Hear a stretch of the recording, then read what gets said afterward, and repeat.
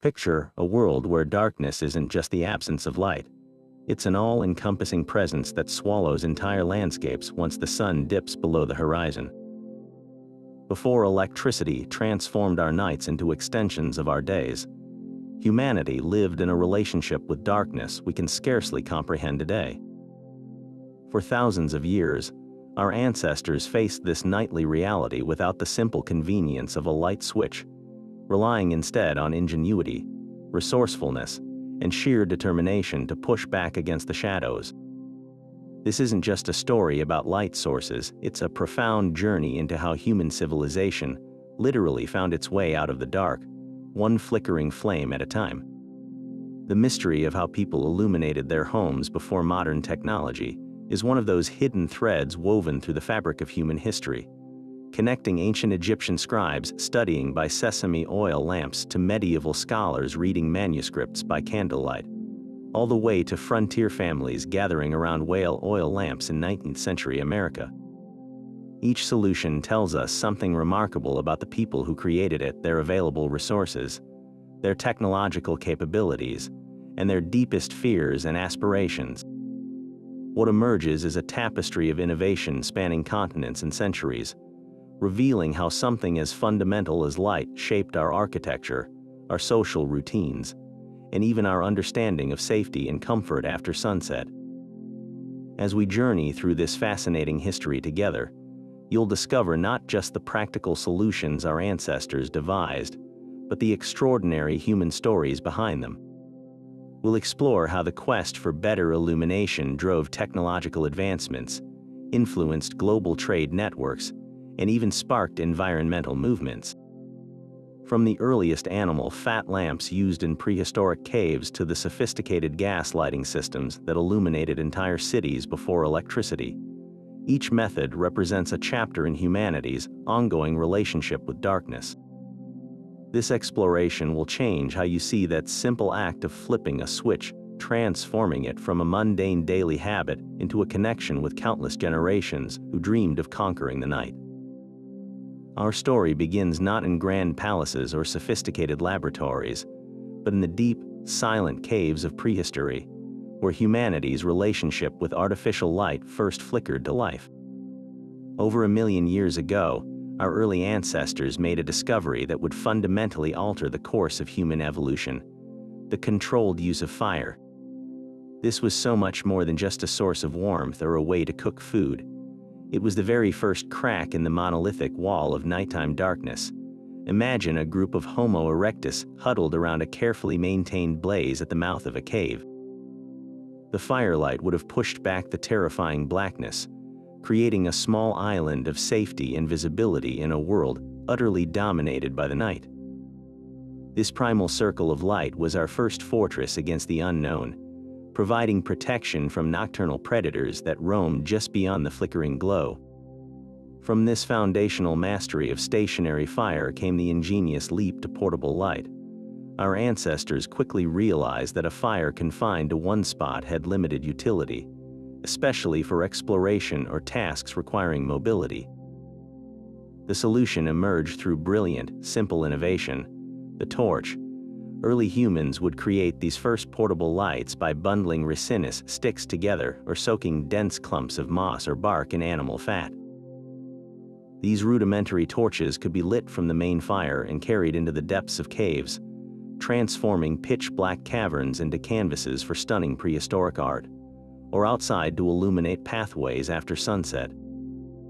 The ability to carry light represented a monumental shift in human capability, extending our active hours and expanding our territory into previously inaccessible nocturnal landscapes. The social implications of this development were nothing short of revolutionary. With the advent of portable light, the human day no longer ended with sunset. Instead, firelight extended the day, creating new opportunities for social bonding, storytelling, and the transmission of culture. Gatherings around the fire likely became central to community life, fostering communication and strengthening social structures. This extended wakefulness also provided more time for tool making, planning, and other activities that contributed to cognitive development. The control of light fundamentally changed our relationship with time itself, allowing humans to carve out hours of productivity and socialization from what was previously a period of enforced inactivity and vulnerability.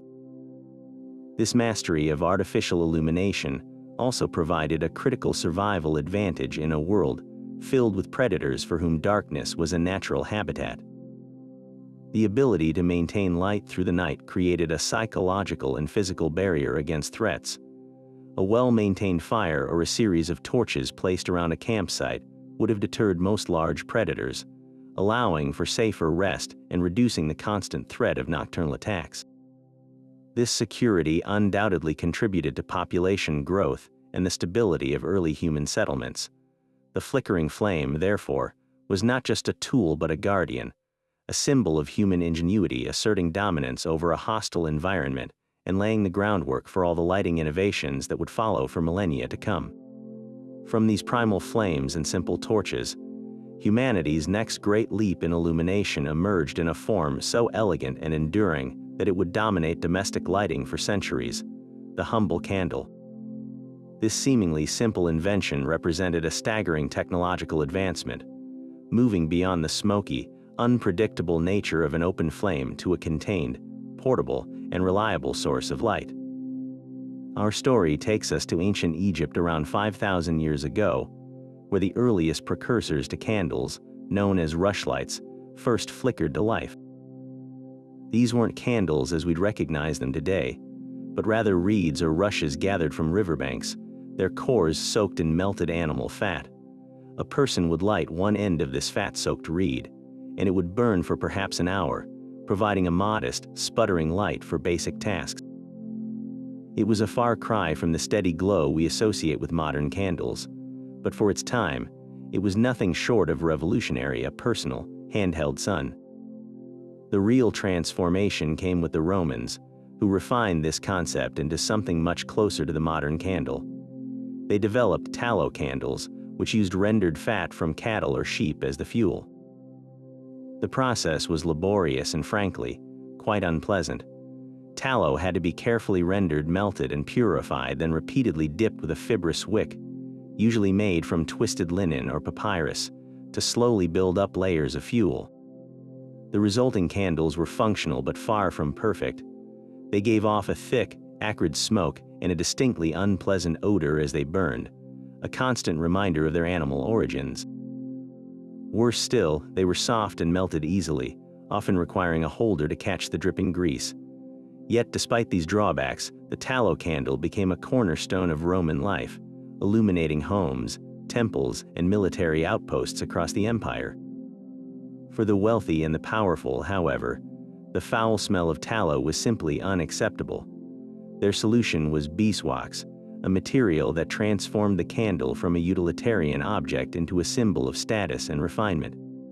Beeswax candles, made from the purified wax of honeycombs, burned with a significantly brighter, cleaner flame. Most importantly, they emitted a faint, sweet honey scent instead of the rancid smell of burning animal fat. But this luxury came at an extraordinary cost. The production of beeswax was incredibly labor-intensive, requiring beekeepers to carefully harvest honeycombs without destroying the hive. Because of this, beeswax was exceedingly rare and expensive, reserved almost exclusively for churches, royal courts, and the estates of the extremely wealthy. The quality of light in a person's home, therefore, became an immediate and powerful indicator of their social standing. This stark division between the smoky tallow of the commoner and the clean-burning beeswax of the elite persisted for over a millennium. The candle-making process itself remained virtually unchanged, relying on the slow, repetitive method of hand-dipping wicks into vats of molten wax or tallow. A significant breakthrough finally arrived in the 15th century with the invention of the candle mold. This ingenious device, typically made from tin, pewter, or even wood, featured a series of tubes into which a central wick was suspended. Molten tallow or wax could then be poured in, left to cool and solidify, and then released as a perfectly formed, ready-to-use candle. This innovation dramatically increased production speed, making candles more accessible to a growing middle class. While the fundamental materials remain the same, the mold democratized light, making the ability to push back the darkness a little more affordable and a little more available to everyday people. While the candle mold marked a significant advancement, the true artistry and labor behind candle making remained incredibly demanding for centuries, particularly for the chandlers who specialized in this craft. In medieval Europe, the chandler was an essential but often maligned member of the community. His workshop was a place of overwhelming odors and meticulous, greasy work. The primary ingredient, tallow, was collected through a grim arrangement with local butchers. After slaughtering an animal, the fat, or suet, was carefully removed and sold to the chandler. This raw material was far from ready. It first had to be rendered. The chandler would slowly melt the suet in large iron kettles over a low fire, a process that released a pungent, greasy smoke that permeated everything and everyone nearby. As the fat liquefied, impurities would rise to the surface to be skimmed off, leaving behind a clearer, if still foul-smelling, tallow ready for dipping. The actual creation of a candle was a test of patience and skill. The chandler would suspend multiple cotton or linen wicks from a horizontal rod, much like a small wooden gallows. He would then slowly lower this frame into a vat of the hot, liquid tallow, coating the wicks before lifting them out to cool and harden in the air. This dip and cool cycle was repeated dozens upon dozens of times, sometimes over several days, to slowly build up enough layers of fat to form a substantial candle. The temperature of the tallow was critical. Too hot and it would not stick to the wick properly. Too cool and it would create lumpy, uneven candles. A master chandler could produce hundreds of nearly identical candles through this rhythmic, repetitive dance of dipping and drying, each dip adding a whisper-thin layer to the growing taper. Across the Atlantic in colonial America, a new and more pleasant alternative emerged from the coastal bogs: bayberry wax. The bayberry shrub produced small, grayish berries coated in a natural aromatic wax. Colonial families, particularly women and children, would undertake the tedious work of gathering these berries in late autumn. The harvest was then boiled in large pots of water, causing the precious green wax to melt and float to the surface, where it could be skimmed off. Once cooled, this bayberry wax was hard and burned with a remarkably clean, bright flame and a delightful, spicy fragrance. However, the yield was frustratingly low. It took a staggering 15 pounds of berries to produce just 1 pound of wax. This immense effort meant bayberry candles became a rare and cherished luxury, often saved for special occasions like Christmas or to impress important guests. Their delightful scent a welcome relief from the ever-present stench of tallow. The quest for a superior candle fuel truly ignited with the rise of the whaling industry in the 18th and 19th centuries.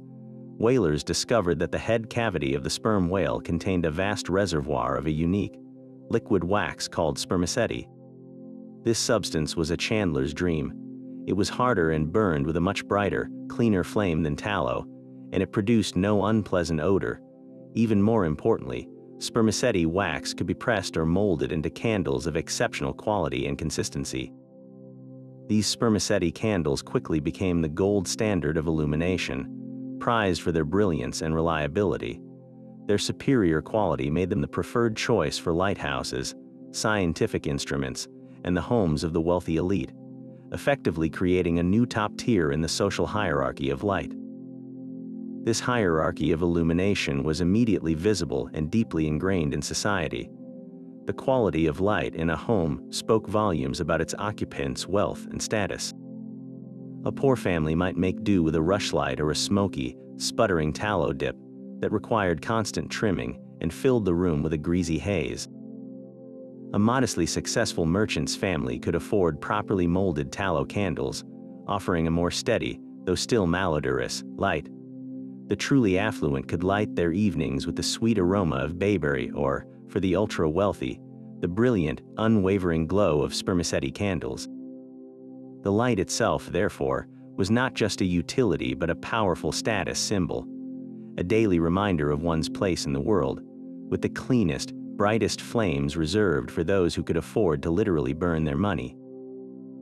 Beyond merely providing light, candles became deeply woven into the very fabric of daily life, structuring time and sanctifying spaces in ways that modern conveniences have largely erased. One of the most fascinating applications was the candle clock, an ingenious and widespread method of timekeeping long before mechanical clocks were commonplace. From ancient China to medieval Europe, people crafted candles of a specific, consistent thickness and marked them at regular intervals. As the wax burned down past each mark, it signified the passage of another hour. Some versions were even more sophisticated, with metal nails embedded in the wax at certain points. When the wax melted enough, the nail would drop onto a metal plate below with a loud clang, acting as a rudimentary alarm clock. This simple technology made the abstract concept of time tangible and visible, turning a burning candle into a household chronometer that dictated the rhythms of work, prayer, and rest. The cultural weight of candles extended far beyond the practical, burning brightest within the realm of the sacred. Across nearly every religion and culture, the candle flame served as a powerful symbol of the divine, of hope, and of the human spirit itself. In Catholicism, votive candles flicker before statues of saints, each flame representing a prayer offered up by the faithful. In Judaism, the lighting of the Sabbath candles ushers in a day of rest and sanctity, while the 8-branched menorah commemorates a miracle of light during Hanukkah. Hindu Diwali celebrations transform entire cities into seas of light with countless diya lamps, symbolizing the victory of light over darkness. This universal adoption speaks to a shared human understanding of the flame as something transcendent, a small, controlled piece of the celestial that could be brought into the home or temple to connect the mundane with the spiritual. To manage this essential but fragile source of light, an entire ecosystem of specialized tools and accessories evolved, turning candle maintenance into a daily domestic ritual. The most crucial tool was the snuffer, a small, bell-shaped metal cup on the end of a long handle. Using it to extinguish a flame was far safer and more polite than blowing out a candle, which could send sparks or hot wax flying across a room and was considered ill-mannered in refined company. Equally important were the snuffing scissors or tweezers, used to constantly trim the candle's wick. As a candle burned, its wick would curl over and form a glowing ember called a snuff, which, if left untrimmed, would produce excessive smoke and cause the candle to gutter and burn inefficiently. This need for constant attention meant that tending the lights was an ongoing chore, often falling to servants or the youngest members of the household. The wealthiest households showcased their status not just with expensive beeswax, but through breathtakingly elaborate candelabras and chandeliers. Crafted from polished silver, gleaming brass, or even crystal, these objects were designed to hold multiple candles at once, amplifying their light through reflection and refraction. A grand crystal chandelier in a ballroom, with its dozens of candles and countless hanging prisms, was the ultimate display of opulence, literally burning money to create a dazzling spectacle. These devices did more than just illuminate.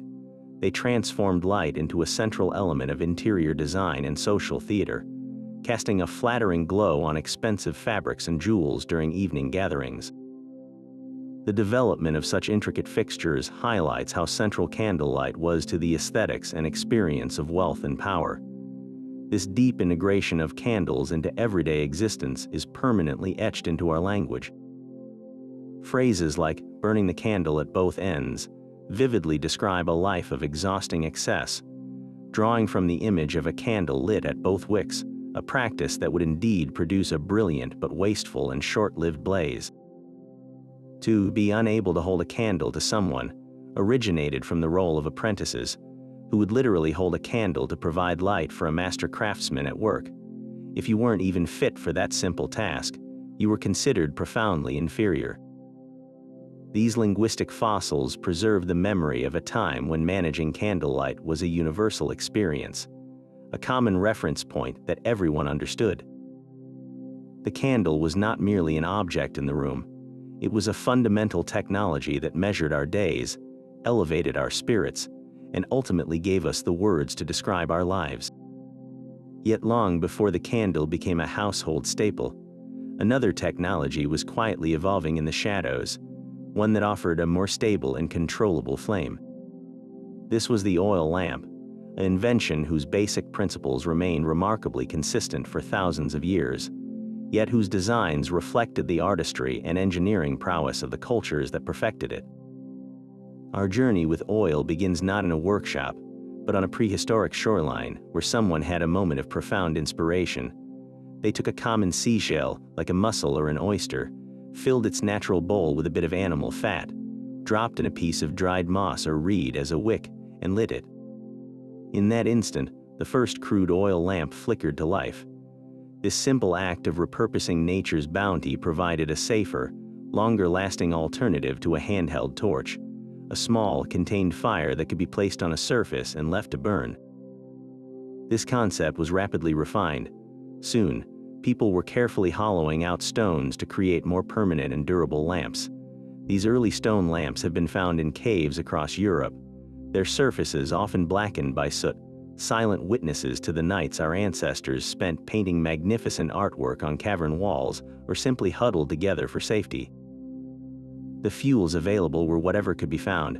Rendered animal fats were common, but in coastal regions, fish oil, though notoriously smoky and foul-smelling, was a readily available alternative. The wicks were equally rudimentary, typically just strips of cloth, twisted plant fibers, or dried moss. While these early lamps were functional, they were inefficient and produced a dim, smoky light, but they represented a monumental leap in our ability to tame and utilize flame. The true revolution in lamp design began with the advent of pottery. With clay, artisans could create lamps in intentional, optimized shapes rather than relying on found objects. The ancient Greeks elevated this craft to an art form. They perfected the terracotta lamp, molding clay into a shallow, covered dish with a central hole for filling and a distinct, pinched spout to hold the wick. This closed design was a massive improvement. It reduced evaporation of the precious fuel and minimized the risk of spills. But the Greeks didn't stop with mere function. They transformed these everyday objects into canvases, decorating them with intricate patterns, scenes from mythology, images of gods and goddesses, or depictions of animals and daily life. A Greek lamp wasn't just a source of light, it was a piece of art, a personal expression, and often a votive offering. It was the Romans, however, with their engineering genius and expansive empire, who industrialized and refined the oil lamp to its pinnacle. They adopted the Greek design and mass-produced it using molds, making lamps affordable and ubiquitous throughout the Roman world. They also experimented with superior fuels. While the common person might still use cheaper animal fats, the preferred fuel across the empire was olive oil. Pressed from the vast olive groves of the Mediterranean, olive oil burned cleaner, brighter, and with a much more pleasant odor than any animal base fuel. It was a revelation. Other oils like walnut or sesame were also used where available, but olive oil remained the gold standard. The Romans also advanced wick technology, often using linen or flax, which provided a more consistent burn. Roman ingenuity didn't stop at the fuel. Their lamps became increasingly sophisticated, featuring multiple spouts for a brighter collective light. They crafted stunning lamps from bronze, complete with elaborate handles, decorative chains for hanging, and refined details that showcased metallurgical skill. Many featured a distinctive volute, an elegant, scroll-like decoration on the spout. The thematic decoration on Roman lamps offers a fascinating window into their world. Lamps have been found decorated with gladiatorial combat, chariot races, erotic scenes, and the faces of emperors, turning a common household item into a snapshot of Roman culture, beliefs, and pastimes. The wealthiest Romans might even own lamps made of precious metals or glass, stunning objects that demonstrated their status even in the dark. The superiority of the olive oil lamp created a hierarchy of light even among common citizens. A poor household might make do with a simple, undecorated lamp burning fish oil, its pungent smoke stinging the eyes. A more prosperous family could afford a molded terracotta lamp and the cleaner burning olive oil to fuel it, making their evenings more pleasant and their air clearer. This tangible difference in the quality of illumination, much like with candles, was a daily marker of one's place in society. The steady, bright flame of a well-made oil lamp extended the day, allowing for reading, writing, weaving, and socializing long after the sun had set, effectively fueling the intellectual and domestic engines of the ancient world for centuries. While the Romans perfected the oil lamp and candles began their slow evolution, the daily reality of light, for most people in medieval Europe, was far more humble and immediate. For the vast majority of the population, the peasants living in cramped, smoky, one-room huts, the primary source of illumination was the rushlight, a technology so simple it harkened back to prehistoric times. Creating one was a laborious, seasonal chore. In the late summer, families would venture into the wetlands to gather the tall, straight stems of the rush plant. These weren't used raw. Each stem had to be carefully peeled to expose the inner pith, a tedious process that often fell to children. This soft, porous core would then be soaked in whatever animal fat or grease was available. Bacon fat was a common and prized source due to its high fuel content. The resulting dip, once dried, could be lit at one end and clamped into a simple iron holder.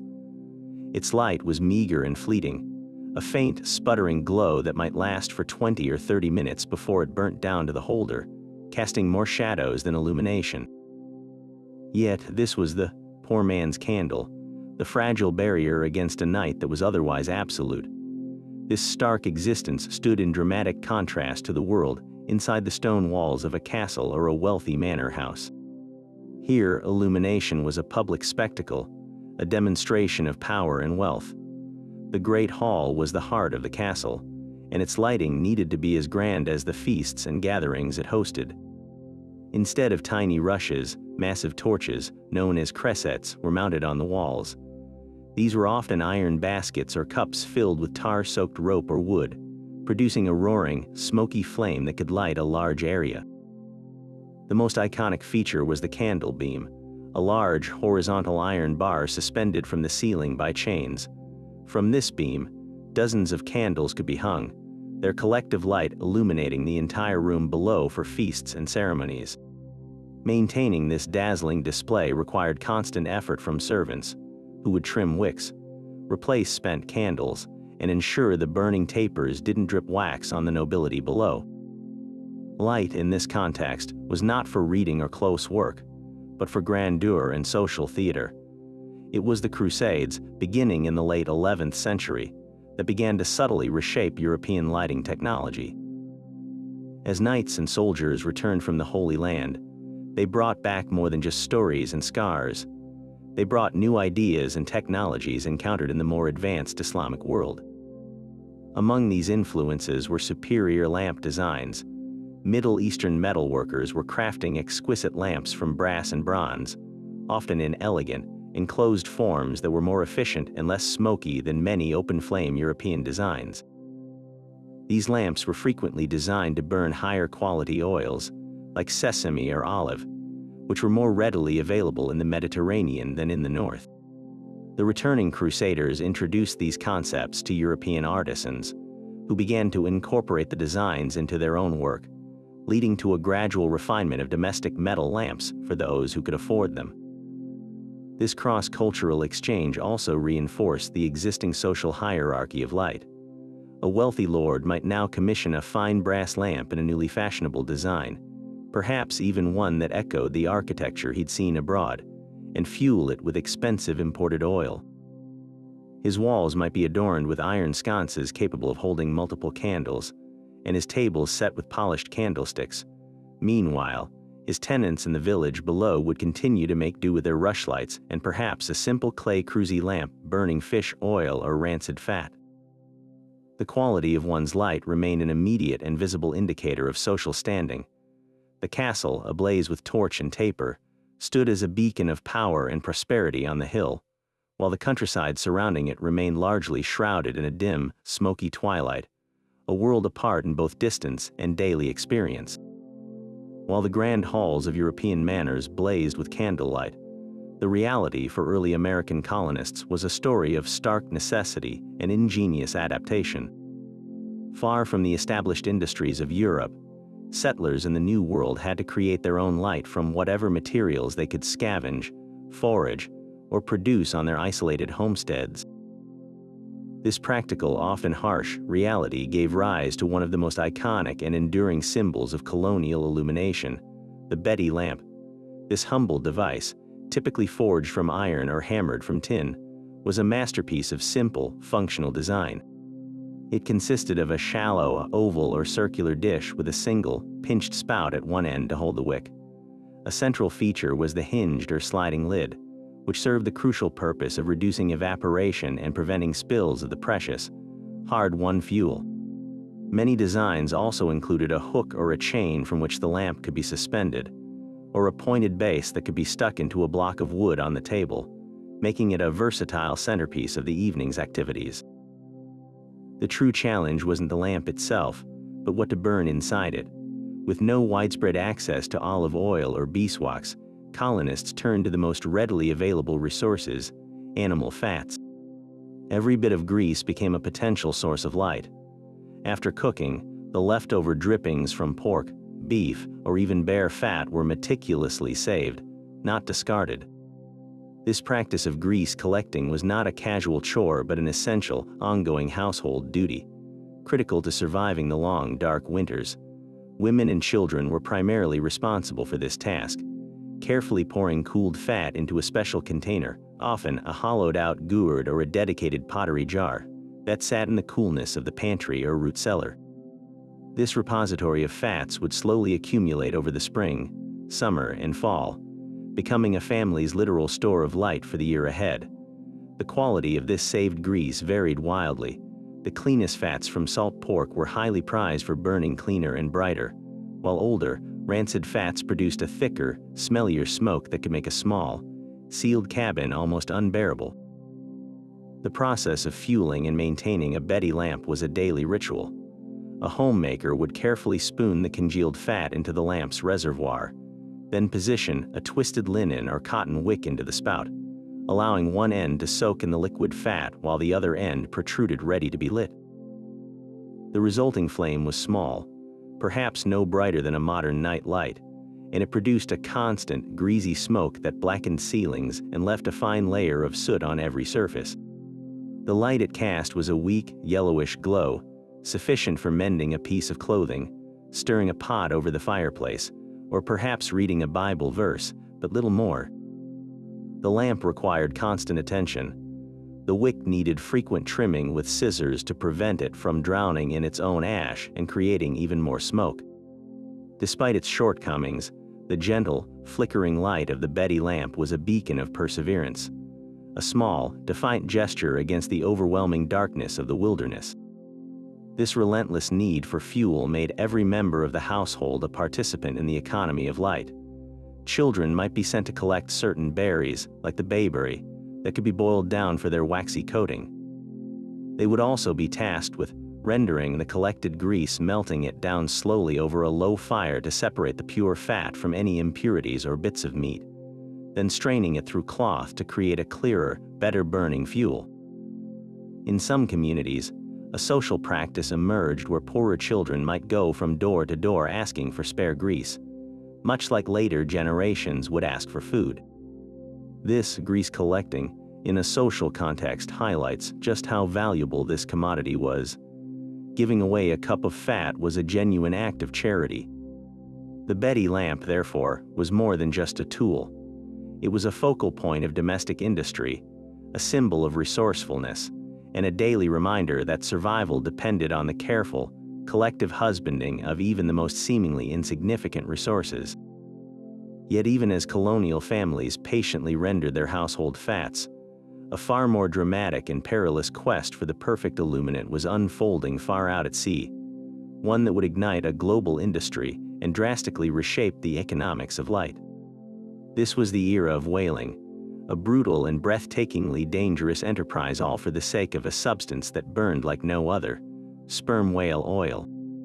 The primary target was not just any whale, but the magnificent sperm whale, a deep-diving leviathan whose massive head contained a huge, liquid wax-filled cavity.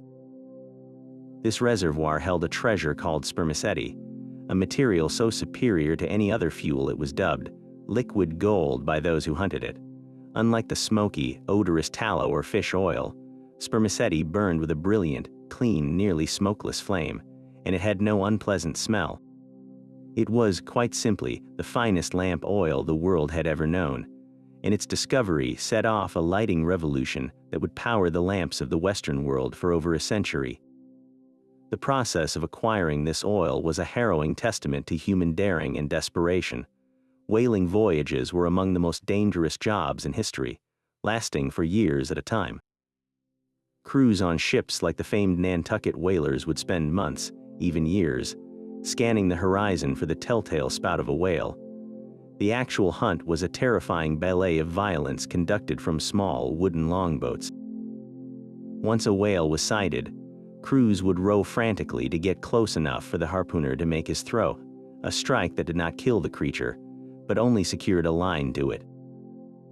The real danger began then, as the enraged whale would often sound, diving deep and pulling the tiny boat behind it in a terrifying Nantucket sleigh ride at speeds that could swamp the craft. The whale might also turn and attack the boat with its powerful tail, smashing it to splinters and casting the men into the frigid, shark-infested water. The successful kill, achieved with lances, was merely the beginning of an equally gruesome process of stripping the blubber and hauling the precious head matter on board for rendering. This immense risk was driven by staggering profits. A large sperm whale could yield up to 3,000 gallons of high-quality oil, a cargo worth a fortune back in port. The industry created entire prosperous economies seemingly overnight. New England, ports like Nantucket and New Bedford, Massachusetts, were transformed from quiet fishing villages into bustling, wealthy hubs of maritime commerce. The wealth generated was so immense that New Bedford became known as the city that lit the world, and its fortunes were visibly displayed in the elegant mansions built for ship owners and captains. The demand was insatiable. As urbanization increased and the middle class grew in both America and Europe, so too did the desire for better, cleaner illumination in homes, businesses, and public streets. Whale oil became a global commodity, traded on international markets and fueling not just lamps, but the entire economic expansion of the coastal communities that controlled its harvest. Despite its widespread fame, the actual use of premium sperm whale oil created a profound and visible class divide in lighting quality.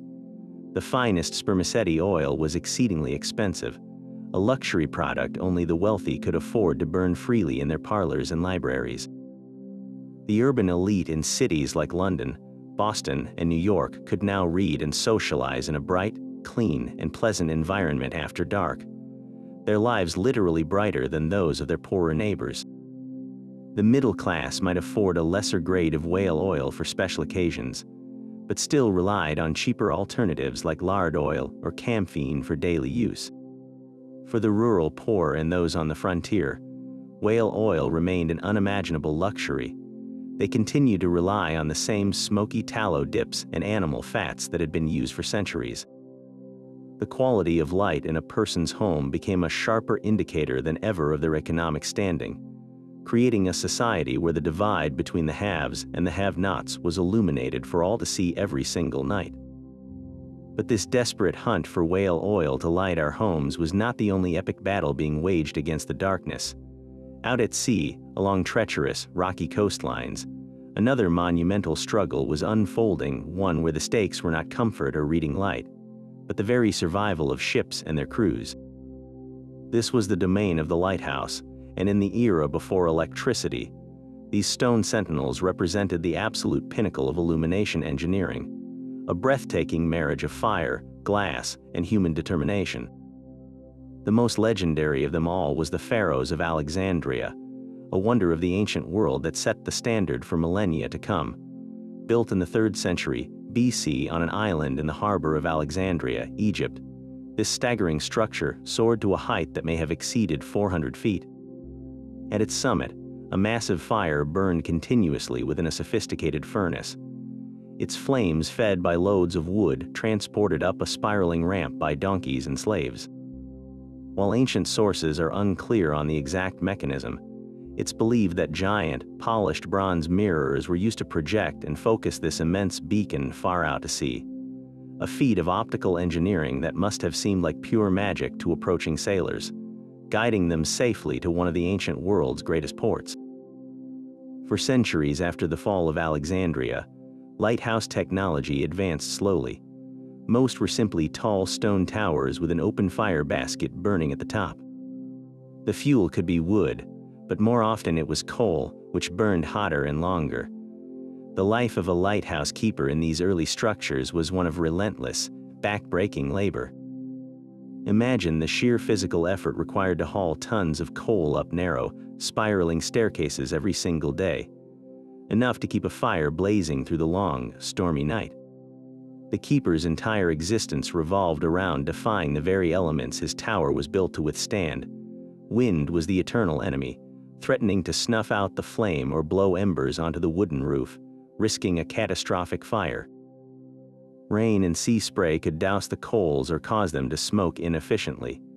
The keeper was in a constant battle, stoking the fire, adjusting dampers, and shielding the blaze with metal screens, all while ensuring the light remained strong and visible to the ships depending on it.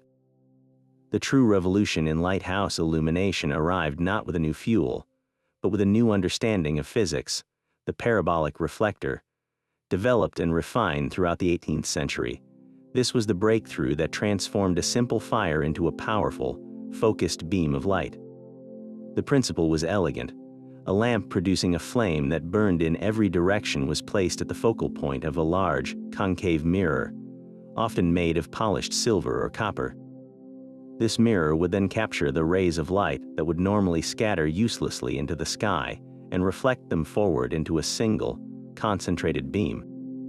The effect was staggering.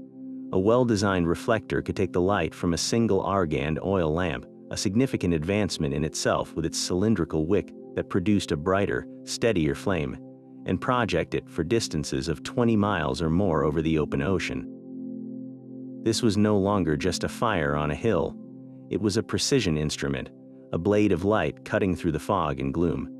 Maintaining this complex optical apparatus required a new level of meticulous care from the keeper. His duties expanded from mere stoker to master optician. The reflectors, crucial to the lighthouse's power, were incredibly delicate. The highly polished silver surface was susceptible to tarnishing from the salty, humid sea air. A keeper would spend hours each day, carefully polishing the mirrors with specially formulated chalk and soft cloths to maintain their perfect reflectivity. Any speck of soot from the lamp's flame or film of salt could drastically reduce the light's intensity. The lamps themselves, with their intricate reservoirs and wicks, required constant trimming, cleaning, and refilling to ensure a perfectly steady flame. The rotation mechanism for the lens assembly, often powered by a descending weight that had to be wound back up like a giant clock, demanded regular attention.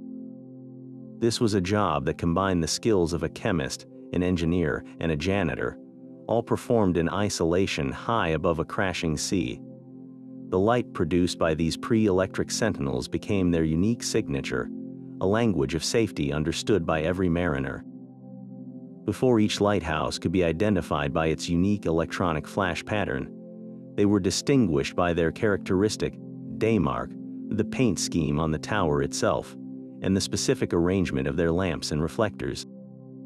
Some lighthouses used a single, fixed light, while others employed a revolving array of lamps and reflectors mounted on a rotating frame, creating a distinctive flashing pattern that a ship's captain could reference on his nautical chart to pinpoint his exact location along a dangerous coastline. This complex dance of light and mechanics, all powered by flame and clockwork, stood as the most sophisticated and critical illumination system in the world. These towers were more than just buildings. They were the ultimate expression of pre-electric light, a testament to human ingenuity's relentless drive to conquer darkness and guide its fellow humans safely home. Yet even as lighthouses projected their powerful beams across the sea, a new and far more revolutionary system of illumination was being born not on the coast, but in the gritty workshops of industrial England. This breakthrough began not with grand ambition, but with the practical curiosity of a Scottish engineer named William Murdoch. Around 1792, while working for the pioneering firm Boulton and Watt, Murdoch began experimenting with a substance that was considered little more than a dangerous nuisance: coal gas. In the process of heating coal to produce coke for iron production, a thick, pungent gas was released and typically just burned off as waste. Murdoch, however, saw potential in this volatile byproduct. In a series of ingenious experiments conducted in a small, brick-built shed behind his home, he devised a method to pipe the gas from a distillation retort through metal tubes and then ignite it at the end. The result was a steady, bright, and controllable flame that was far superior to the flickering light of any oil lamp or candle. He soon illuminated his own home and then the main building of the Soho foundry with this new technology, astounding his peers and laying the groundwork for a lighting revolution that would literally redefine the meaning of night. The true genius of Murdoch's system lay not just in the light itself, but in its method of delivery. Unlike oil or candles, which had to be individually produced, transported, and maintained, gas could be manufactured centrally at a gasworks and then distributed through a network of underground pipes directly into buildings. This was a conceptual leap as profound as the shift from well water to a municipal water system. The first major public demonstration of this network principle occurred in 1807, when German entrepreneur Frederick Albert Windsor staged a spectacular display. To celebrate the birthday of King George III, he gas-lit the exterior of Carlton House in London. The public and press were mesmerized by the brilliance and uniformity of the flames, which seemed to defy the wind and rain. This spectacle was crucial for securing financial backing and public interest, proving that gas lighting was not just a laboratory curiosity, but a viable technology for an entire city. Capitalizing on this success, the Gaslight and Coke Company was chartered in 1812, becoming the world's first public gas utility. Its mission was as ambitious as it was unprecedented: to build a centralized production plant, lay miles of underground pipes, and sell illumination as a service. The creation of a gasworks was an industrial marvel. Coal was delivered by the barge load and fed into massive, airtight iron retorts, which were heated in enormous ovens.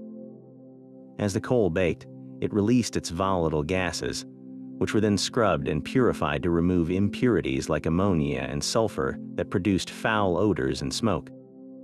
The purified gas was stored in gigantic, telescoping tanks known as gas holders or gasometers. These colossal structures became iconic features of the urban skyline, rising and falling with the daily demand for light. From these holders, the gas was pressurized and fed into a growing web of cast iron pipes that snaked beneath the city streets, a subterranean circulatory system bringing light to the world above. The impact on urban nightlife was nothing short of theatrical. For the first time in human history, major thoroughfares could be flooded with light, transforming the dark, dangerous, and crime-ridden lanes of cities into relatively safe and navigable spaces.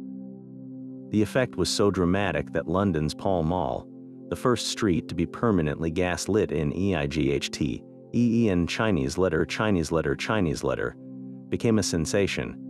Crowds gathered just to witness the miraculous lighting ceremony each evening. Shopkeepers were among the earliest and most enthusiastic adopters. With brightly illuminated display windows, they could now attract customers long after sunset, effectively inventing the concept of evening retail shopping. Factories and warehouses could extend operating hours into the night, accelerating the pace of the Industrial Revolution itself. Theaters and restaurants, now glowing with the warm, steady light of gas jets, became vibrant social hubs, extending the active life of the city by hours and giving rise to a new modern nightlife culture. This new technology did not arrive without significant controversy and social growing pains. The process of installing the infrastructure was incredibly disruptive, requiring streets to be torn up for the laying of mains and service pipes, a chaos that earned early gas companies the wrath of newspapers and citizens alike. Many feared the new technology, with concerns about explosions from leaking pipes or asphyxiation from poorly ventilated gas lights appearing regularly in the press. The light itself, while brighter than anything before it, had a distinct flicker and produced considerable heat and fumes, blackening ceilings and interiors with soot and consuming oxygen in tightly sealed rooms. There was also a poignant cultural resistance. Many poets and writers lamented the loss of the soft, romantic glow of candlelight, viewing the harsh, industrial glare of gas as a symbol of a cold, mechanized future. The new lights also erased the ancient rhythms that had governed life for millennia. The distinction between night and day began to blur, fundamentally altering humanity's relationship with the natural world and setting the stage for the 24-hour society we know today. Despite its dazzling promise, the brilliant light of gas came with a terrifying shadow, a constant undercurrent of danger that made many households deeply wary of adopting this new technology. The most immediate and visceral fear was that of explosion. The very system that delivered light, a network of pipes snaking through walls and under floors, carrying highly flammable gas, could become an instrument of catastrophe. These early pipes were often made from poorly sealed lead or wrought iron, and the fittings were far from perfect. A single unnoticed leak could allow gas, which is both odorless and invisible, to silently fill a room, a basement, or the void spaces within walls. All it would take was a single spark from striking a match, from a servant lighting a candle, or even from the static electricity of a sweeping brush to trigger a devastating blast that could demolish a house and everyone in it. Newspapers of the era were filled with horrifying accounts of such disasters, stories that served as a potent warning to those considering the newfangled illumination.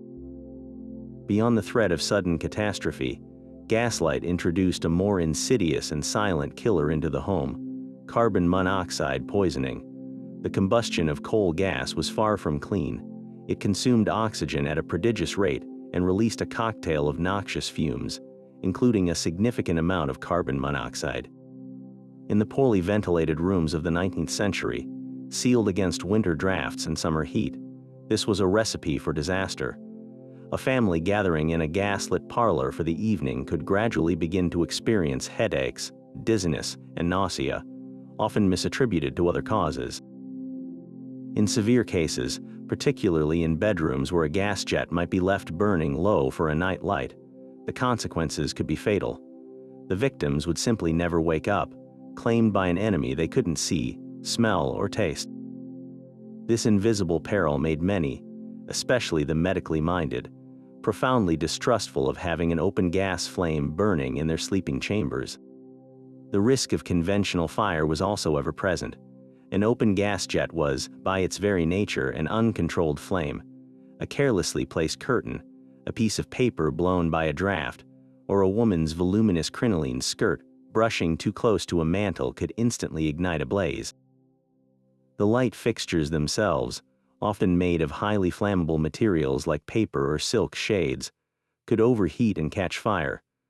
This constant fire hazard transformed domestic life into a state of heightened vigilance. Servants and homemakers had to be meticulously trained in the operation of the gas taps and the proper trimming of the mantles to ensure a safe, efficient flame.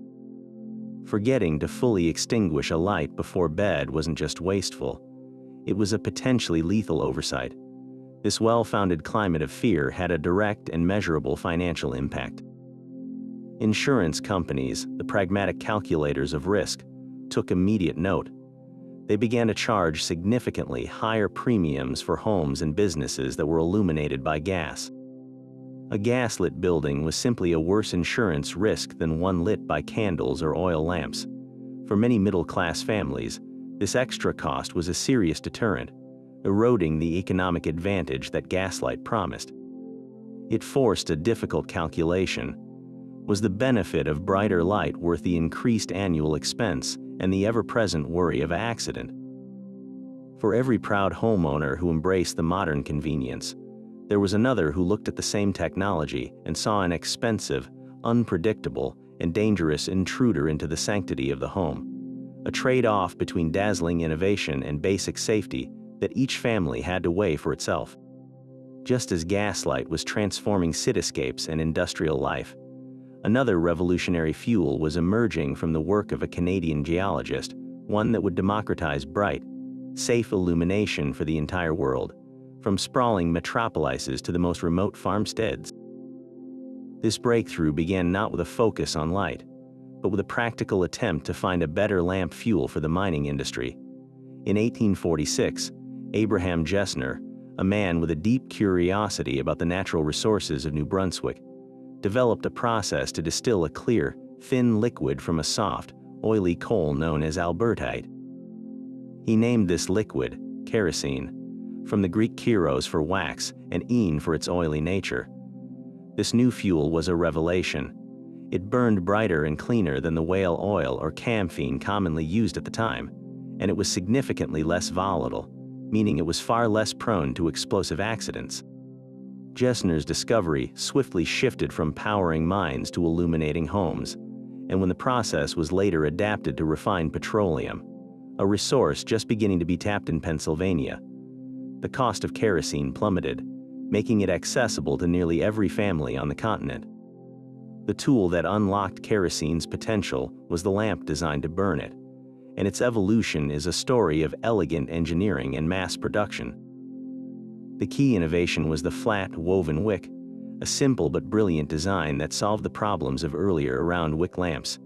This flat wick, when seated in a properly designed burner, created a wide, flat flame that produced a brilliant, steady light without the smoke or flicker of a candle. The most famous of these designs was the Rochester lamp, patented in the 1860s. Its great triumph was the central draft tube, a chimney that sat directly over the flame. This chimney did more than just protect the flame from drafts. It actively pulled a current of air up through the center of the flame, fueling a more complete combustion that eliminated smoke and produced a dazzlingly white light. These lamps were not handcrafted luxuries but products of the industrial age, manufactured by the millions from stamped and soldered tinplate, making them incredibly affordable. For the first time, a family of modest means could own a lamp that produced a light rivaling that of the expensive spermaceti candles once reserved for the elite. The social impact of this cheap, brilliant light was nothing short of transformative. Kerosene did what gas could not. It reached everywhere, while gaslight was confined to urban centers with their expensive pipe networks. A can of kerosene could be shipped by rail or wagon to the most isolated frontier cabin, the smallest rural village, or a homestead on the Great Plains. This availability erased the ancient geographical divide between the well-lit city and the dark countryside. Evening life was no longer dictated by social class or location. A farmer's wife could now mend clothes or read a newspaper as easily as a shopkeeper in Boston.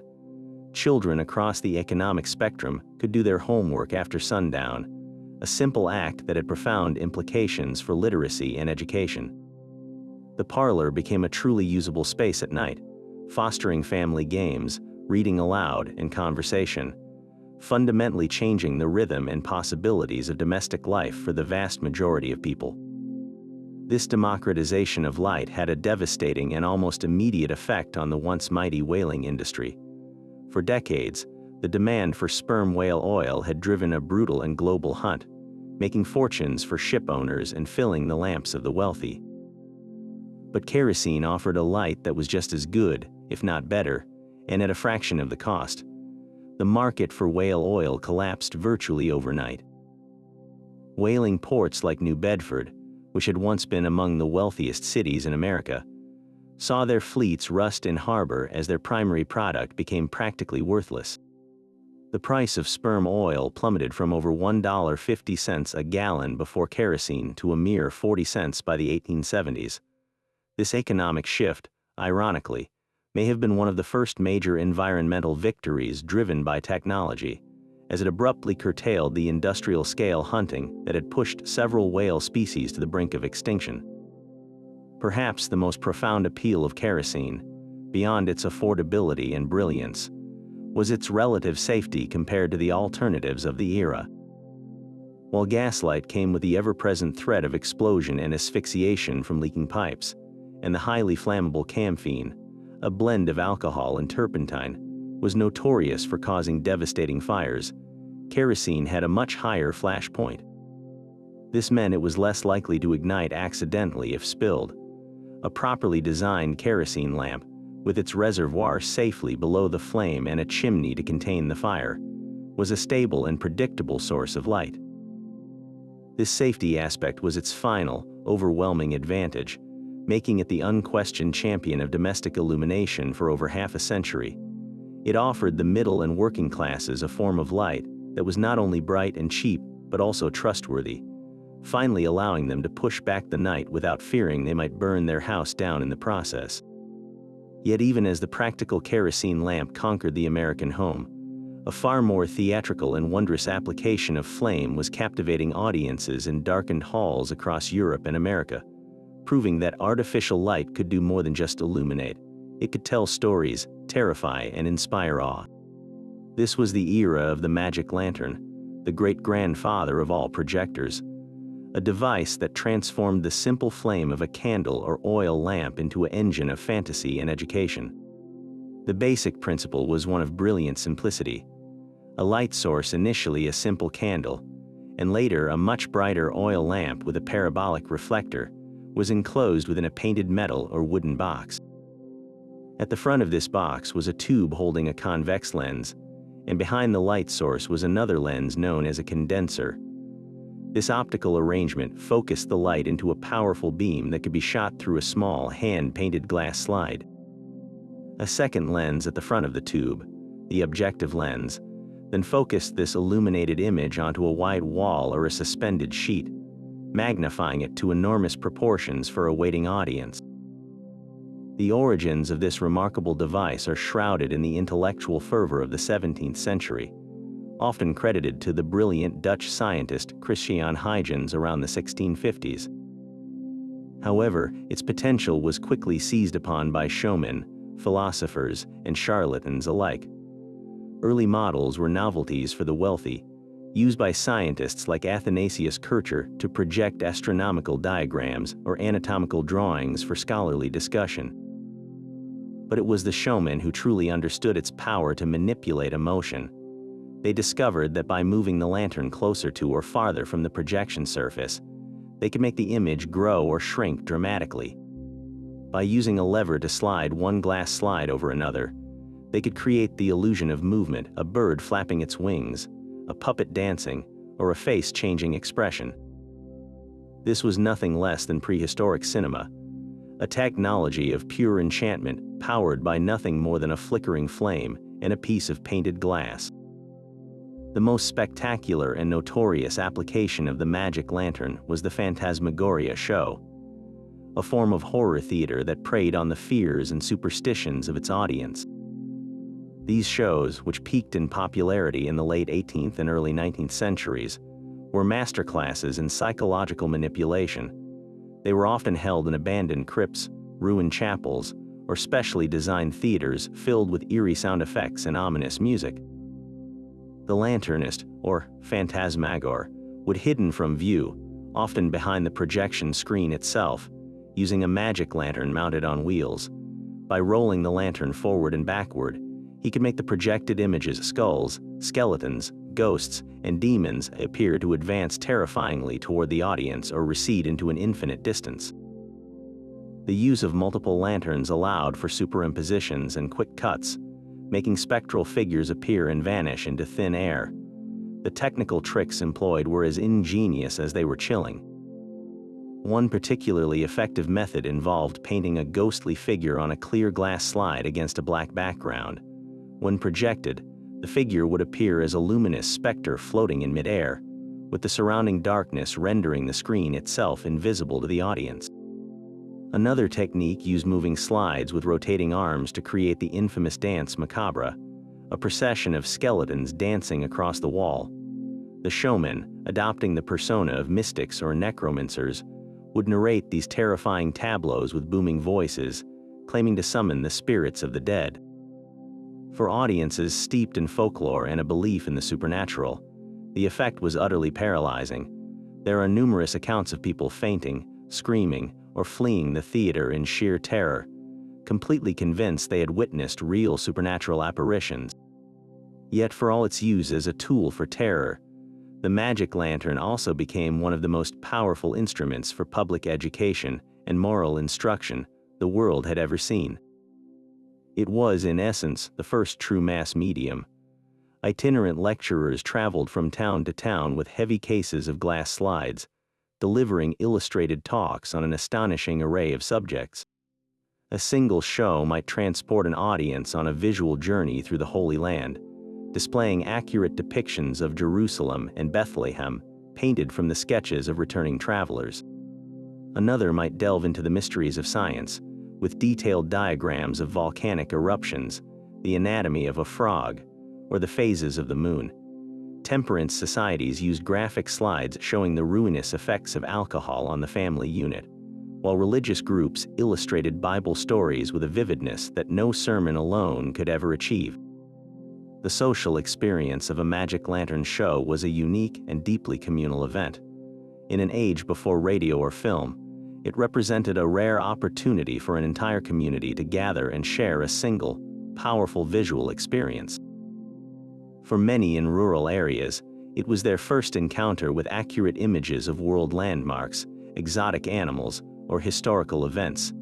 The lantern lecturer became a respected figure, a bringer of knowledge and wonder. The shows themselves were often long, sometimes lasting several hours with hundreds of slides, and they fostered a new form of attentive visual learning.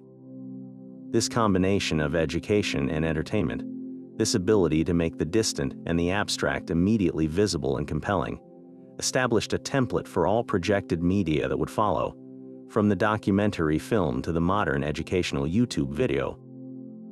The magic lantern proved that a controlled flame could do more than banish darkness. It could fill that darkness with ideas, stories, and images that would shape the imagination of the modern world. But perhaps the most spectacular and demanding application of flame-based illumination was not found in homes or on streets, but in the theaters and concert halls of the 19th century, where a revolutionary technology emerged to satisfy the public's growing appetite for spectacle. This was limelight, a form of artificial sunshine so brilliantly intense it could single out a performer on a vast stage with a piercing, white beam that made them appear almost supernatural. The secret to this dazzling effect wasn't a new fuel, but a dramatic new way of applying intense heat to a very specific material. The core of the entire apparatus was a small, pristine cylinder of quicklime, a material derived from limestone that has been baked to remove all its moisture. When this lime cylinder was subjected to the searing heat of a combined oxygen and hydrogen flame, it would not melt, but instead would become incandescent, glowing with an intense, unwavering white light that was far brighter than any gas jet or oil lamp could ever hope to produce. This was not a technology of gentle illumination, but one of pure, concentrated radiance. Creating and maintaining this effect, however, was a feat of engineering and sheer bravery that required a dedicated, highly skilled operator. The entire system was a complex and dangerous assembly of tanks, tubing, and precision valves. The limelight operator, often stationed in a cramped booth at the back of the theater or high above the stage in the fly gallery, had to manage two separate gas supplies, one for hydrogen and one for oxygen. These gases were typically stored in large, pressurized rubber bags or later in metal tanks, and they had to be carefully metered and mixed in just the right proportions at the jet of the limelight burner. The operator would use a system of fine control valves to adjust the flow, creating a controlled, focused flame that played directly on the surface of the lime cylinder. His job was a constant ballet of adjustment, ensuring the flame was neither too rich nor too lean, all while keeping a watchful eye on the pressure gauges to prevent a catastrophic imbalance. The dangers of this profession cannot be overstated. The operator was quite literally sitting atop a potential bomb. Hydrogen gas is notoriously flammable and explosive, and pure oxygen vigorously accelerates combustion. A leak in the hose, a faulty valve, or a simple mistake in the gas mixture could lead to a sudden, violent flashback or explosion. seriously injuring the operator or even starting a theater fire. The lime itself, when handled, was a caustic powder that could burn the skin and was extremely hazardous to inhale. The heat generated by the apparatus was immense, making the operator's booth an unbearably hot and stressful environment. Yet, despite these risks, the limelight man was an essential artist in his own right, a master of his volatile craft whose skillful hands were directly responsible for the magical transformation occurring on the stage below him. This technology fundamentally reshaped the experience of theater and public speaking. Before limelight, stages were lit by a battery of gas jets, which provided a general, flat wash of light. A limelight beam, however, could be focused and directed using a lens and a mirror, creating the world's first true spotlight. It was first used in a public demonstration in 1816 to illuminate a lecture hall, but its power was immediately recognized by the theatrical world. For the first time, a lead actor could be isolated from the chorus, their every expression and gesture highlighted for the entire audience to see. Opera singers were bathed in its flattering glow during their most powerful areas. Magicians used it to create astonishing illusions, making objects seem to appear or disappear. This intense focus is the direct origin of the phrase, "in the limelight," meaning to be the center of attention. To stand in that blistering white circle was to be truly seen, to have your moment of glory amplified and immortalized for the crowd. Beyond the theater, limelight found a critical, life-saving application in the world's lighthouses. While the Fresnel lens had revolutionized the projection of light, it still needed the brightest possible source to be effective. For a time, limelight provided that source. Its intensely focused beam was ideal for being captured and magnified by the complex glass prisms of a Fresnel lens, projecting a powerful beam that could be seen for many miles out to sea. However, the logistical challenges were immense. Lighthouse keepers, already responsible for the clockwork mechanism and the cleanliness of the lens, now had to become amateur chemists, managing the production of hydrogen gas through the dangerous reaction of sulfuric acid on iron filings, and storing pressurized oxygen, all within the confined space of a lantern room perched above a raging ocean. The risks were simply too great, and the duty too demanding, so while limelight saw some use, it was ultimately superseded by other technologies. Yet for a brief, brilliant period, the same incandescent chemistry that made a star shine on stage also helped guide ships safely to shore, a perfect symbol of the 19th century's fiery, precarious, and utterly brilliant romance with light. While the magic lantern captivated audiences and limelight dazzled on stage, the daily battle against urban darkness was fought on a much broader and more practical scale in the streets and alleyways of every town and city. Before centralized systems like gaslight emerged, the responsibility for managing the nocturnal world fell to a unique and essential public figure, the night watchman. This solitary individual was the human embodiment of a city's security and timekeeping after sunset. His equipment was simple but symbolic: a lantern to carve his own sphere of light from the overwhelming blackness, a staff for protection and authority, and sometimes a bell or a wooden rattle to sound an alarm. His most famous duty, immortalized in countless stories and songs, was the call of the hour. As he made his rounds along a predetermined route, he would stop at street corners and call out a reassuring, or for those trying to sleep, perhaps annoying announcement: 2 o'clock and all's well. This ritual served a vital function, confirming to the citizens huddled in their homes that a vigilant presence was awake and guarding the community against the very real threats of fire, crime, and disorder that flourished under the cover of darkness. The watchman's lantern was far more than just a tool. It was a mobile bastion of safety in a sea of shadows. Typically a pierced metal box protecting a candle or small oil lamp, its light was meager, but its psychological impact was immense.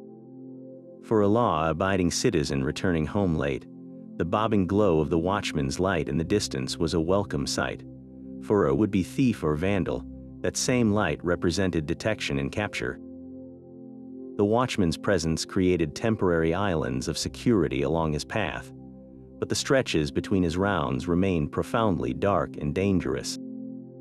His effectiveness varied wildly depending on his dedication, sobriety, and courage. Historical records are filled with complaints about watchmen who were old, frail, asleep on the job, or easily bribed by criminals to look the other way. Despite these flaws, the system acknowledged a fundamental truth. The night was a public space that required some form of managed oversight, and for centuries, the night watchman was the only answer. Recognizing the limitations of a single man with a lantern, larger cities began experimenting with the first forms of permanent public lighting.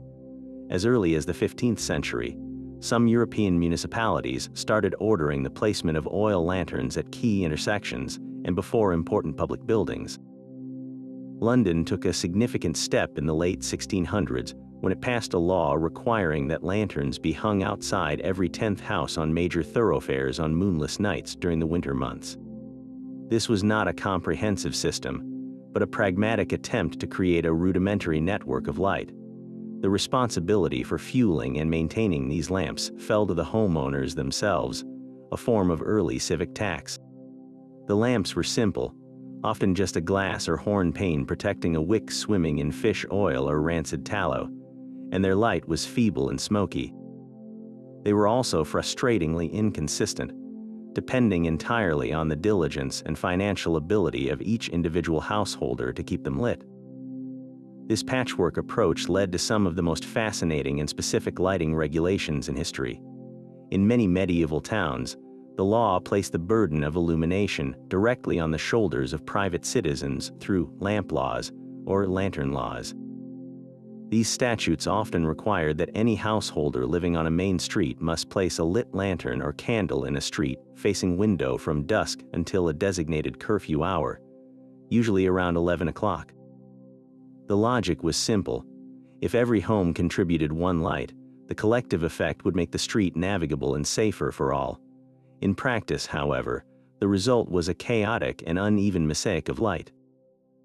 The quality and brightness of each window glow depended entirely on the wealth of the resident. A wealthy merchant might place a fine beeswax candle in his leaded glass window, casting a strong, clear light, while his poorer neighbor could only afford a smoky tallow dip in a crude holder, providing little more than a dim, flickering glow. Enforcement of these laws was another matter entirely. Town constables or the night watchmen themselves were tasked with ensuring compliance, and records show that fines for neglecting to display a light were common. These laws reveal a society grappling with a fundamental shift in thinking, slowly moving from the concept of night as a private, indoor concern to a public space that required collective responsibility and municipal management. This era represents a transitional phase in urban life, where the flickering, inconsistent glow from hundreds of individual windows began to form the idea of a public way that should be illuminated for the common good. It was a clumsy, decentralized, and deeply human system, a testament to the struggle of building community safety, one dim, smoky flame at a time, long before the concept of flipping a switch for light was even a distant dream. Imagine the sheer psychological weight of that pre-modern darkness, a blackness so total it felt like a physical presence. Without even a sliver of light pollution, night was an absolute state, a different world that descended each evening, shrinking reality to the tiny, flickering island of light cast by a hearth fire or a single candle. This profound and enveloping darkness wasn't just an absence of light. It was an active sculptor of the human psyche. It bred a primal, instinctual fear hardwired into our species, a fear of the unseen, of predators both animal and supernatural that might be lurking just beyond the fire's glow. This is the deep, ancestral root of so many of our most enduring myths and folklore. The creatures that haunt our oldest stories, werewolves, vampires, ghosts, and demons, are overwhelmingly nocturnal beings. They are narrative manifestations of that deep-seated terror of what might be moving in the impenetrable dark, just outside the safety of our fragile circle of light. The night was quite literally the realm of monsters, because in the absolute black, anything your mind could conjure could feel terrifyingly real. Within the safety of the home, this collective vulnerability forged powerful social bonds and gave rise to some of humanity's most cherished traditions. Gathered around that single precious light source, families and communities turned inward. The evening became the time for storytelling, for passing down epic tales, local legends, and moral fables from one generation to the next. The flickering firelight was the original special effect, casting dancing shadows on the walls and making the stories of brave heroes and terrifying beasts feel immediate and visceral. This oral tradition was how history, culture, and values were preserved and transmitted. It was also the time for crafts and close work, spinning, weaving, mending, and carving activities that could be done by touch and feel in the dim light, making productive use of the long hours of darkness. This rhythm created a clear distinction between the outward, active productivity of the day and the inward, socially focused introspection of the night. The darkness outside, while fearsome, also offered a breathtaking spectacle unavailable to most of us today, an utterly pristine view of the cosmos. On a clear, moonless night, the Milky Way would blaze across the sky with such intensity that it cast discernible shadows on the ground. This daily, unavoidable immersion in the grandeur of the universe made astronomy one of humanity's earliest sciences and a core part of spiritual life. Ancient peoples across every culture didn't just look at the stars. They lived beneath them, tracing the familiar patterns of constellations and following the wandering paths of planets.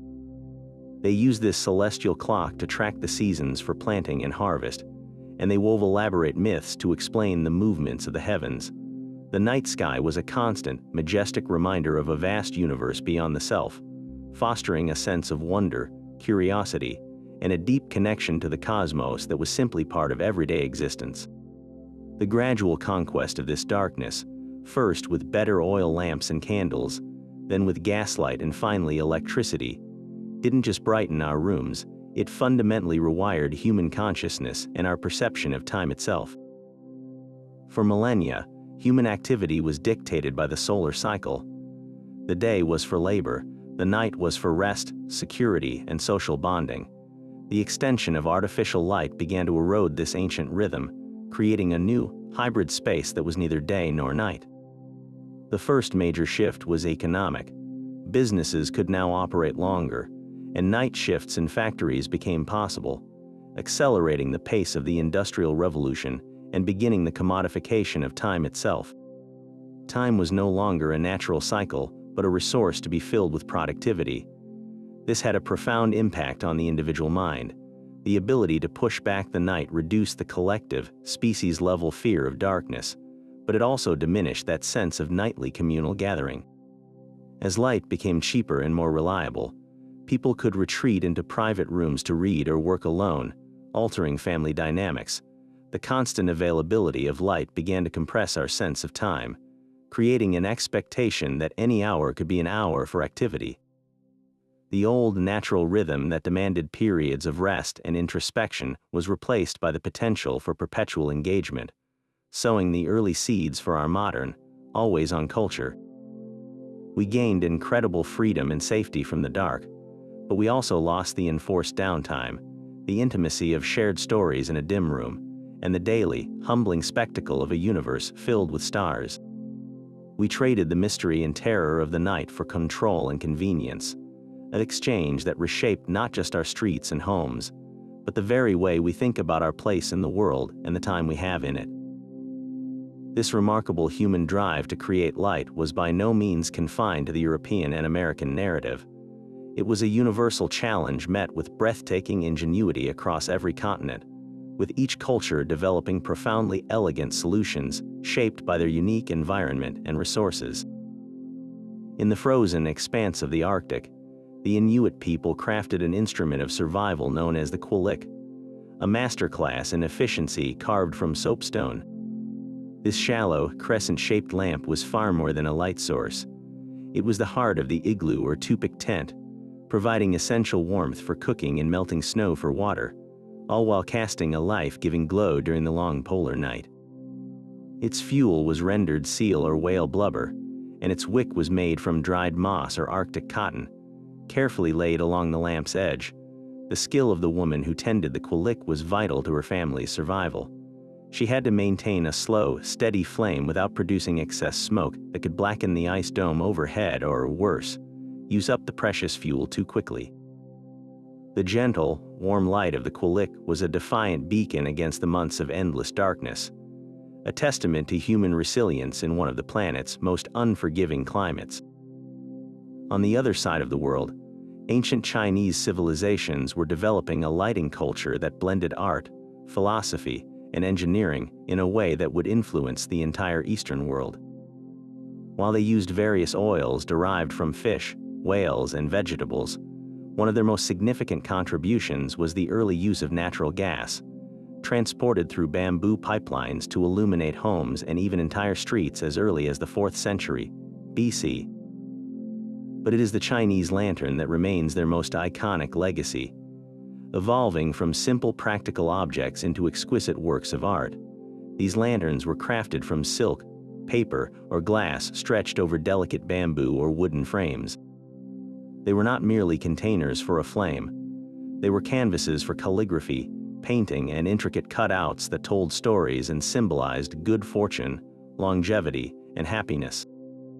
During festivals like the Lantern Festival, which marks the end of the Chinese New Year celebrations, entire cities would transform into a breathtaking sea of these glowing orbs, turning the simple act of illumination into a collective celebration of light, community, and hope. In the Indian subcontinent, light has always been deeply intertwined with the spiritual realm, most beautifully embodied by the diya. This small, cup-shaped lamp, typically made from clay or brass, is a central fixture in Hindu worship and daily life. It is traditionally filled with ghee, clarified butter revered for its purity, or with oils derived from locally available sources like mustard or coconut. The cotton wick, when lit, represents the illumination of consciousness and the triumph of knowledge over ignorance. The act of lighting a diya is a daily ritual in millions of homes, a moment of focus and devotion at the family altar.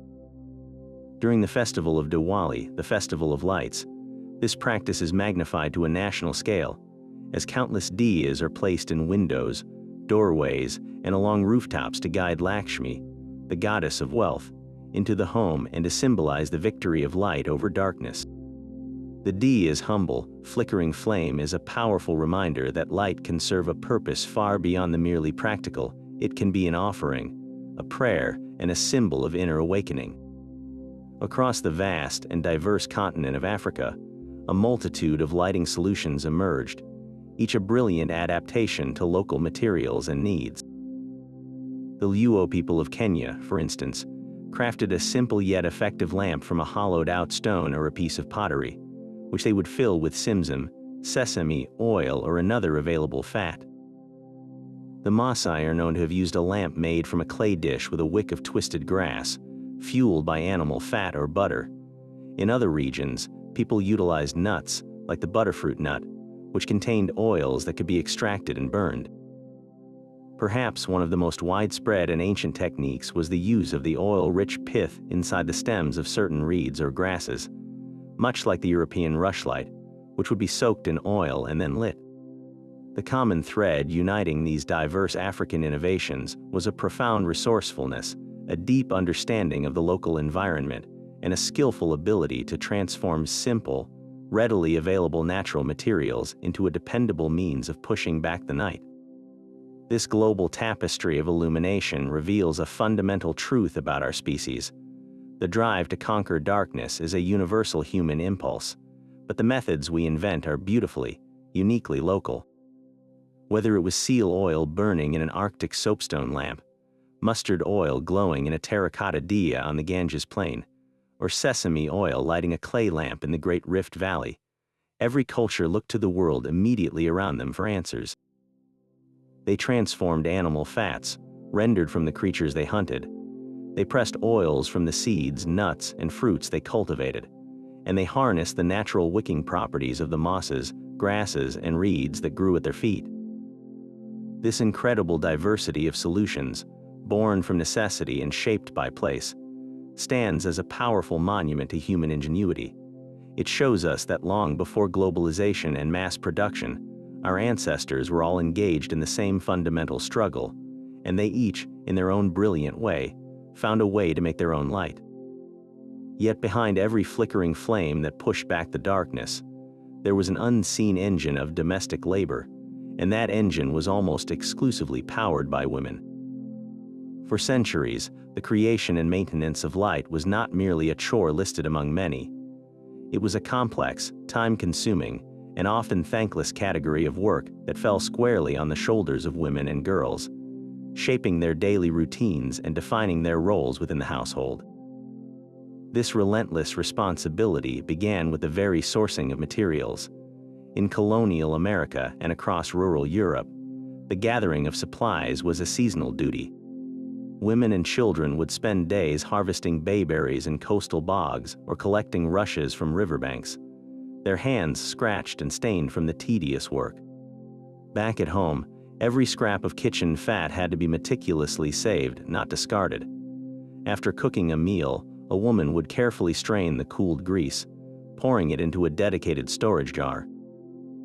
This repository of tallow and lard, often stored in a cool pantry, represented the family's literal store of light for the coming months, and its careful maintenance was a critical part of her household management.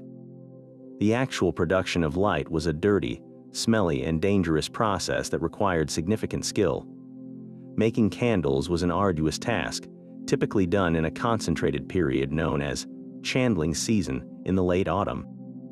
While professional chandlers were often men, the production of household dips and candles was women's work. The process of dipping required patience and a steady hand. A woman would suspend multiple wicks from a rod and slowly lower them into a large kettle of hot, rendered tallow, then lift them out to cool and harden, repeating the process dozens of times over hours or even days to build up the candles. The air would be thick with the acrid smell of burning animal fat, and the risk of spilling the scalding tallow was a constant danger. For families who could not afford a dedicated metal candle mold, this dipping process was the only way to produce light for the long winter nights, making it an essential and unavoidable labor. Beyond the initial creation was the endless cycle of maintenance, a daily ritual that defined the rhythm of the evening. As dusk fell, the lighting of the lamps and candles signaled the beginning of the woman's second shift. This was not a simple matter of striking a match. Each light source demanded specific attention. Wick trimming was a constant necessity. An untrimmed wick would produce a smoky, inefficient flame and leave unsightly carbon buildup known as snuff that had to be cleaned up. For oil lamps, the reservoirs had to be carefully filled without spilling, and the delicate chimneys of kerosene lamps required daily polishing to remove the soot that would otherwise dim their light. The act of extinguishing the lights at bedtime was also a careful chore. Candles were often pinched out with damp fingers or smothered with a metal snuffer to prevent the offensive smell of smoking wicks from permeating the bedding, a small but telling detail in the relentless pursuit of household order. The physical toll of this labor was immense. The smoke from tallow dips and cheap oil blackened ceilings and walls, meaning constant cleaning and whitewashing were required. The soot settled on every surface, including the lungs of the woman who tended the flames. The smell of burning animal fat was pervasive, clinging to hair, skin, and clothing, a constant olfactory reminder of her duties. The risk of fire was an ever-present anxiety. A carelessly placed candle, a spark from the hearth, or a lamp knocked over by a child could lead to catastrophe in a home made of wood and thatch. This psychological burden, the responsibility for keeping her family both illuminated and safe from the very sources of that light, was a heavy weight to carry, a silent stress that accompanied every flickering shadow. The technological evolution of light, therefore, was not just a story of brighter flames and clearer glass. It was a story of liberating women from this profound domestic burden. The arrival of the mass-produced kerosene lamp in the mid-19th century was a revolutionary labor-saving device. It was cleaner than tallow, safer than camphene, and required far less maintenance than a multitude of dips and candles. While lamps still needed filling and wick trimming, the overall workload was drastically reduced. But the true revolution came with the widespread adoption of gaslight and, ultimately, electricity. With the turn of a key or the flip of a switch, a room could be flooded with instant, clean, and safe light. This did not just brighten homes, it fundamentally altered the structure of domestic work. The countless hours once spent rendering fat, dipping wicks, polishing glass, and cleaning soot were suddenly freed up. This liberation had subtle but profound social consequences. As the literal dirty work of illumination vanished, the role of women in the home began its slow transformation. The time and energy once consumed by lighting chores could be redirected elsewhere toward education, leisure, or more refined forms of domestic management. The conquest of darkness, achieved through engineering and innovation, quietly became one of the most significant, yet least acknowledged, catalysts for changing gender roles in the domestic sphere. It was a freedom won not through protest, but through the gentle, pervasive glow of the electric light bulb, which finally extinguished not just the darkness of night, but the darkness of an ancient and exhausting form of labor. To truly understand the Victorian era's relationship with light, we must step across the threshold of a wealthy home at dusk, where the nightly ritual of illumination was a meticulously choreographed performance that reinforced the social order down to the very last flicker. The hierarchy began the moment the sun dipped below the horizon, as an army of servants sprang into action under the strict command of the housekeeper or butler. Their first task was the lighting of the exterior lamps, a signal to the world that the household was awake and receiving. Inside, the process was a carefully sequenced ballet. A junior housemaid, her arms laden with a heavy tray of pre-trimmed candles, would move from room to room, followed by a more senior servant wielding a long, lit taper. They worked with practiced efficiency, starting in the most important social spaces, the drawing room and the dining room, before moving to the family's private quarters, and finally to the utilitarian spaces of the servants' domain. This order was no accident. It was a deliberate reflection of the home's social geography, with light flowing from the most prestigious areas downward. The quality of light in each room served as an immediate and unambiguous indicator of the status of its occupants. In the master's study or library, the atmosphere was one of serene, brilliant clarity. Here, the finest spermaceti candles burned in elegant silver or cut glass candelabra, their pure, white, nearly smokeless flame providing the perfect illumination for reading ledgers or writing correspondence. The air would be free of the rancid odor that plagued lesser candles, smelling only of beeswax polish and leather-bound books. This was light as a tool of commerce and intellect, a luxury the master could afford to burn for hours on end.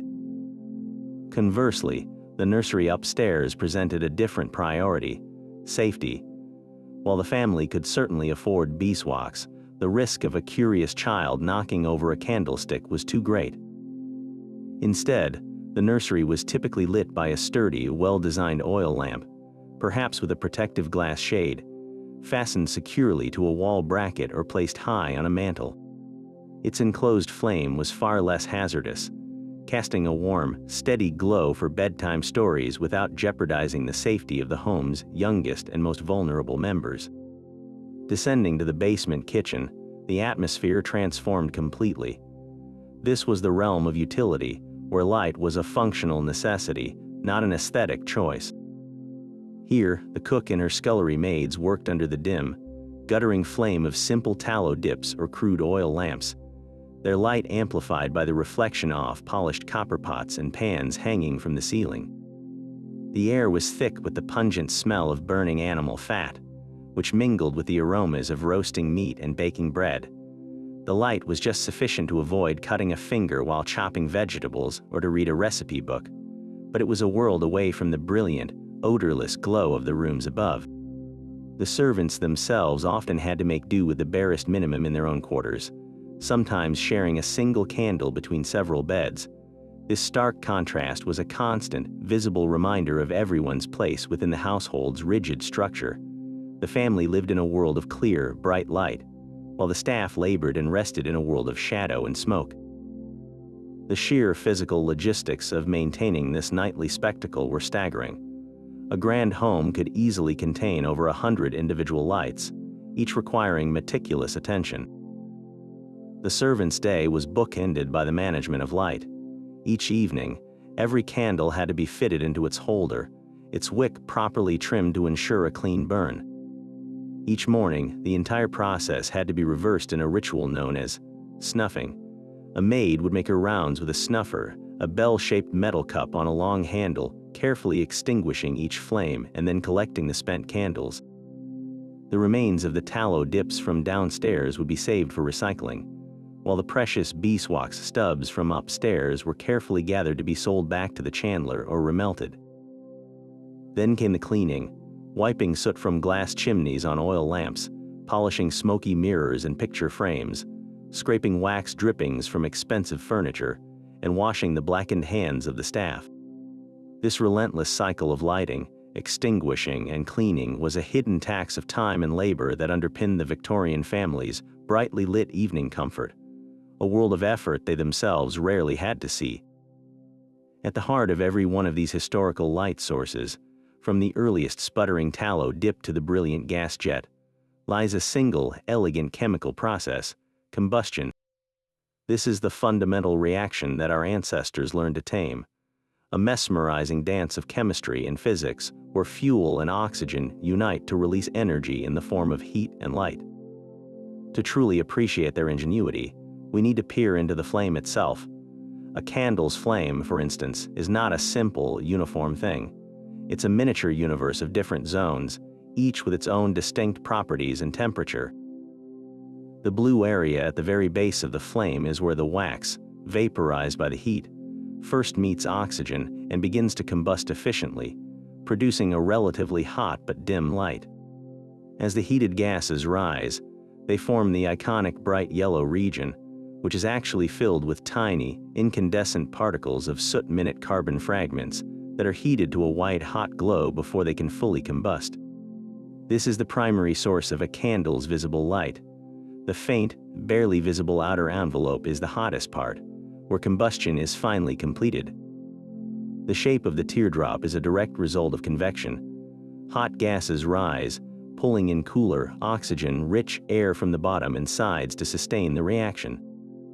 Our forebears may not have known the molecular details, but through centuries of observation, they became masters of manipulating this delicate balance. The quality of light, its color, brightness, and cleanliness was determined by the fuel's chemical composition and how completely it could burn. This explains the stark difference between the foul-smelling tallow candle and the luxurious beeswax taper. Animal fats like tallow are primarily composed of triglycerides, which contain long chains of carbon and hydrogen, but also include other elements and impurities. When burned, these impurities, along with the high carbon-to-hydrogen ratio, produce a smoky, uneven flame and release acrid compounds like acrolein, which is responsible for that characteristic rancid bacon smell. Beeswax, on the other hand, is a much purer hydrocarbon, primarily made of esters.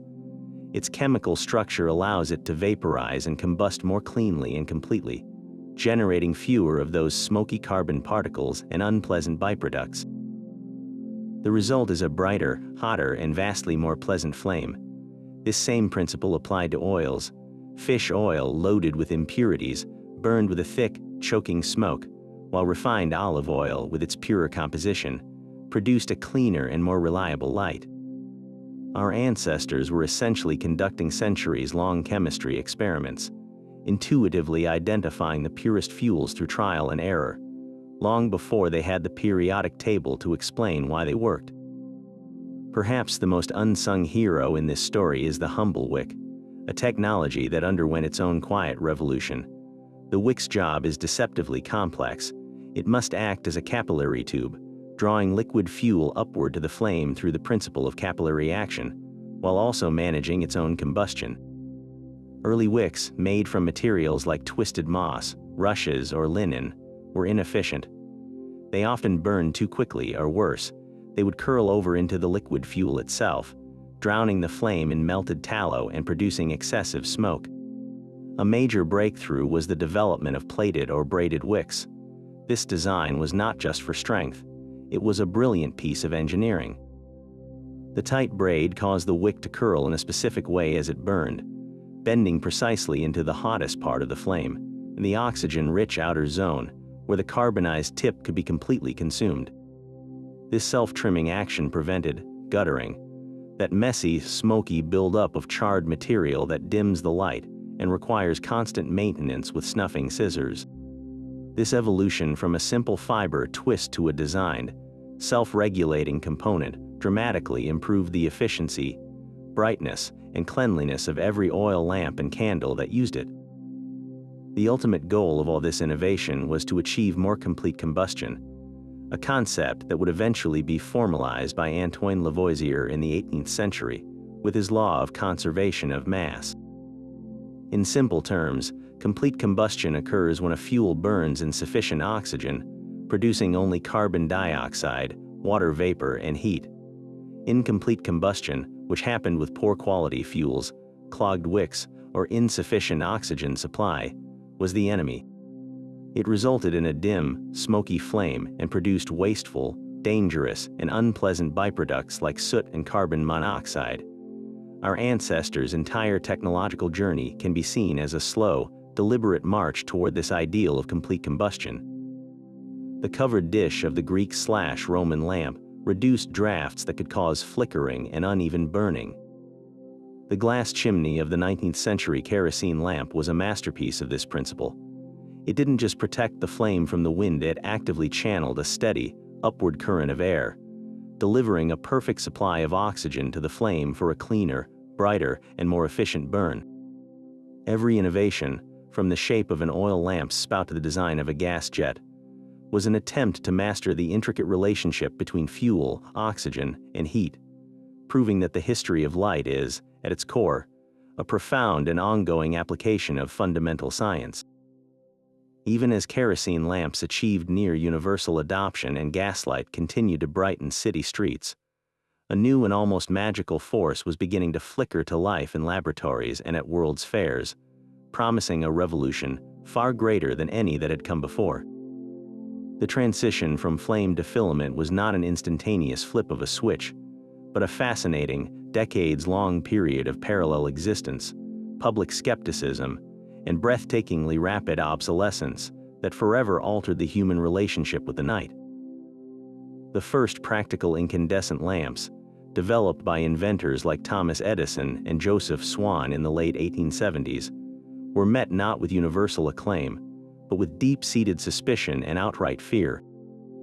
To a public that understood the tangible dangers of a flickering flame or a leaking gas jet, electricity was an invisible, unknowable, and terrifying power. Newspapers of the era were filled with dire warnings from self-proclaimed experts who claimed that electric current flowing through wires in the walls would poison the air, cause milk to sour, or even induce spontaneous combustion in sleepers. Many believed that the strange, unwavering white light was unnatural and harsh, harmful to the eyes and lacking the warm, familiar glow of gas or oil that had defined domestic comfort for centuries. This public distrust created a remarkable era of hybrid lighting, where homes and cities were equipped for both the old world and the new. It was common for affluent households to install electric lighting in their public parlors and dining rooms to impress guests, while retaining reliable gas fixtures in the bedrooms and hallways for everyday use. These dual systems existed side by side, often in the very same room, with ornate gas chandeliers retrofitted with electric bulbs hanging from the ceiling, while the original gas jets peeped out from the walls below, kept ready just in case the newfangled system failed. This wasn't just nostalgia, it was a pragmatic response to the unreliability of early electrical grids. Power outages were frequent, and the act of changing the electrics, replacing a complicated early bulb, was a task for a specialist, not a homemaker. The familiar gas key, by contrast, always worked. For a time, the two technologies were literally intertwined, with electric wires often threaded through the existing pipes originally built for gas, a physical manifestation of a world caught between two ages. The true turning point, the moment when electricity shifted from a curious novelty to an inevitable future, was the spectacular public lighting of entire cityscapes. These events were not mere utility projects. They were carefully staged media spectacles designed to awe the populace and vanquish doubt. One of the most legendary took place in September 1882, when Thomas Edison himself threw a switch at his Pearl Street station in Lower Manhattan, illuminating 800 incandescent lamps in the offices of the New York Times and the investment firm of J. P. Morgan. The press reported on the event with breathless wonder, describing the clear, steady light that banished shadows without flicker, smoke, or heat. Similar dramatic unveilings happened across the globe, from London to Melbourne, each one a calculated display of technological prowess. The most powerful symbol of all was the electric illumination of the World's Columbian Exposition in Chicago in 1893. Dubbed the White City, the entire fairground was bathed in the glow of over 100,000 incandescent lamps, a dazzling fantasyland that demonstrated to over 27 million visitors that a future without flame was not only possible, but stunningly beautiful. These events captured the public imagination, transforming electricity from an object of fear into a symbol of progress and modern marvel. Once the infrastructure was firmly in place and the technology became more reliable and affordable, the collapse of the ancient lighting industries was astonishingly swift. The change was driven by the overwhelming advantages of electric light. It was cleaner, safer, brighter, and ultimately more convenient. There was no soot to blacken ceilings, no dangerous fumes to asphyxiate sleepers, no open flame to threaten conflagration, and no daily ritual of trimming, filling, and cleaning. The simple flip of a switch granted instant, controllable light. This convenience proved irresistible. Gas lighting companies, once powerful monopolies, desperately tried to adapt by promoting gas mantles, small mesh bags that produced a brighter light when heated by a gas flame. But it was a rear-guard action against an unstoppable tide. The whaling industry, already crippled by kerosene, was finished off completely. Candle manufacturers shifted their focus from necessity to ambience, celebration, and romance. Within a single generation, the intricate knowledge of how to render tallow, trim a wick, or manage a gas jet, skills that had been passed down for millennia, became largely obsolete, relegated to the realm of historical hobbyists and emergency preparedness. The speed of this transformation permanently reshaped the modern world, compressing a technological evolution that had unfolded over thousands of years into a mere few decades. The era of human-made flame, which began with a prehistoric hand shielding a precious spark at the mouth of a cave, had officially closed.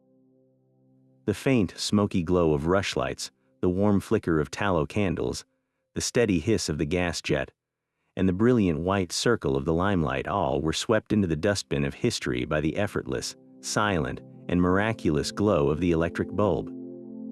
This great transition did more than just brighten our rooms. It severed our last tangible connection to the primal element of fire as a source of daily survival, replacing it with something that felt, to many, like pure magic.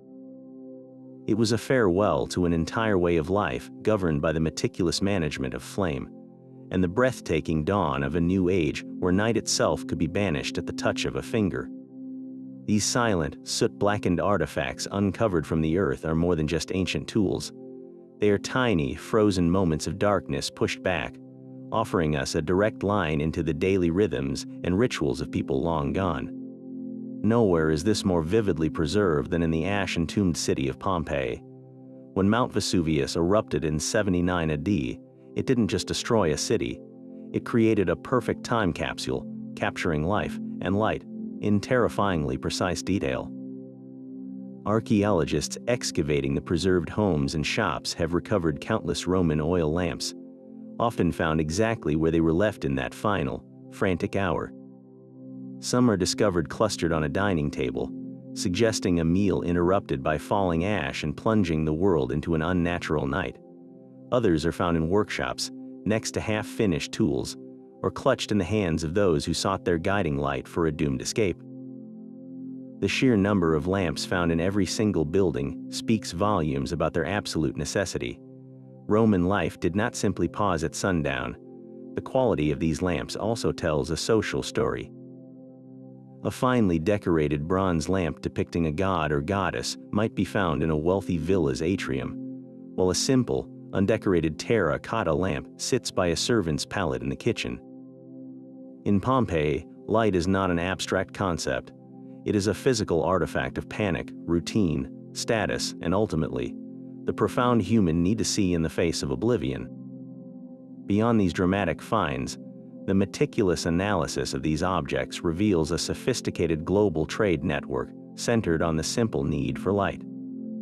Through a process called gas chromatography mass spectrometry, scientists can analyze the microscopic residues of fuel left inside a lamp's reservoir, even after 2,000 years. A lamp found in a remote Roman fort on the damp frontier of northern England might reveal traces of olive oil, a commodity that had to be transported in amphorae across the entire breadth of the empire from the sunny groves of the Mediterranean. This tells us that a soldier stationed in the cold and mist of Britannia could still have access to a cleaner, brighter light, a small luxury that connected him to the heart of Roman culture far from home. Conversely, a lamp excavated from a poor village in Gaul might contain residues of animal fat or local vegetable oils, indicating a reliance on cheaper, more readily available, but smokier fuels. These chemical fingerprints allow us to map ancient economies and understand how the quality of one's light was directly tied to trade routes, personal wealth, and the immense logistical power of empires to distribute even the most humble comforts to their farthest corners. Moving forward in time, the excavation of medieval sites across Europe provides a starkly different picture of illumination, one defined by simplicity and local adaptation. Unlike the mass-produced Roman lamps, early medieval lighting devices were often crude, utilitarian, and handmade. In the remains of a Viking longhouse in Iceland, archaeologists might find a soapstone lamp, its shallow bowl worn smooth from years of use, its surface still stained with the black soot of burned fish or whale oil. The discovery of such a lamp in a Greenlandic settlement, alongside fish bones and seal harpoons, tells a story of survival of a light source carved from the very stone underfoot and fueled by the bounty of the sea. In the damp soil of an English peasant's hut, the evidence is even more ephemeral. There are no elegant lamps here. Instead, we find simple, fired clay discs known as crussies, or the rusted remains of an iron rushlight holder, a crude clamp that would have held a single, cheaply made tallow dip. These humble objects speak to a world where light was scarce, smoky, and a constant chore to maintain, a world away from the standardized comfort of Roman illumination. Perhaps the most personal insights come not from grand finds, but from the subtle wear patterns and modifications on these objects. A beautifully cast bronze candlestick from a medieval monastery might show precise, repetitive scratch marks around its base, the telltale sign of a knife being used for years to trim away dripping wax, a small act of maintenance performed daily by a devoted monk. A delicate ceramic lamp from ancient Greece might have a hairline crack that has been carefully drilled and stapled with lead to extend its life, a practice known as riveting, proving the object was too valued to simply discard. We even find children's toys in the form of tiny, functioning oil lamps, suggesting that even the youngest members of society were familiar with the rituals of lighting and tending a flame. These are the intimate fingerprints of the past. They move us beyond mere technology and into the realm of lived experience, reminding us that the struggle against darkness was a deeply human one, filled with small acts of care, ingenuity, and the desire to preserve a precious resource, connecting us directly to the hands that held these lights centuries ago. But how do we move beyond the silent testimony of these artifacts to truly understand the quality of light that defined ancient lives? This is where the fascinating world of experimental archaeology takes center stage, as historians, artisans, and dedicated enthusiasts embark on a mission to literally rekindle the past. By meticulously recreating historical lighting methods using period-accurate materials and techniques, they transform theoretical knowledge into tangible, flickering reality. These aren't mere demonstrations for a museum exhibit. They are rigorous scientific experiments designed to answer very specific questions. How many lumens did a typical Roman oil lamp actually produce? How long could a rushlight made from a marsh reed truly last? Just how smoky was a Viking longhouse during a winter gathering? These modern-day explorers are lighting the way to a far more visceral and accurate understanding of our ancestors' daily, or rather, nightly existence. The process begins with sourcing authentic materials, a challenge that immediately connects researchers to the ancient economy of light. You can't simply use a modern paraffin candle to understand a Bronze Age lamp. The entire point is to replicate the exact conditions. This means seeking out specific breeds of sheep to render authentic tallow, a process that anyone who has attempted it will tell you is as much about enduring pungent odors as it is about historical accuracy. It involves harvesting rushes in the late summer, patiently peeling them to expose the pith, and then soaking them in hand-rendered animal fat.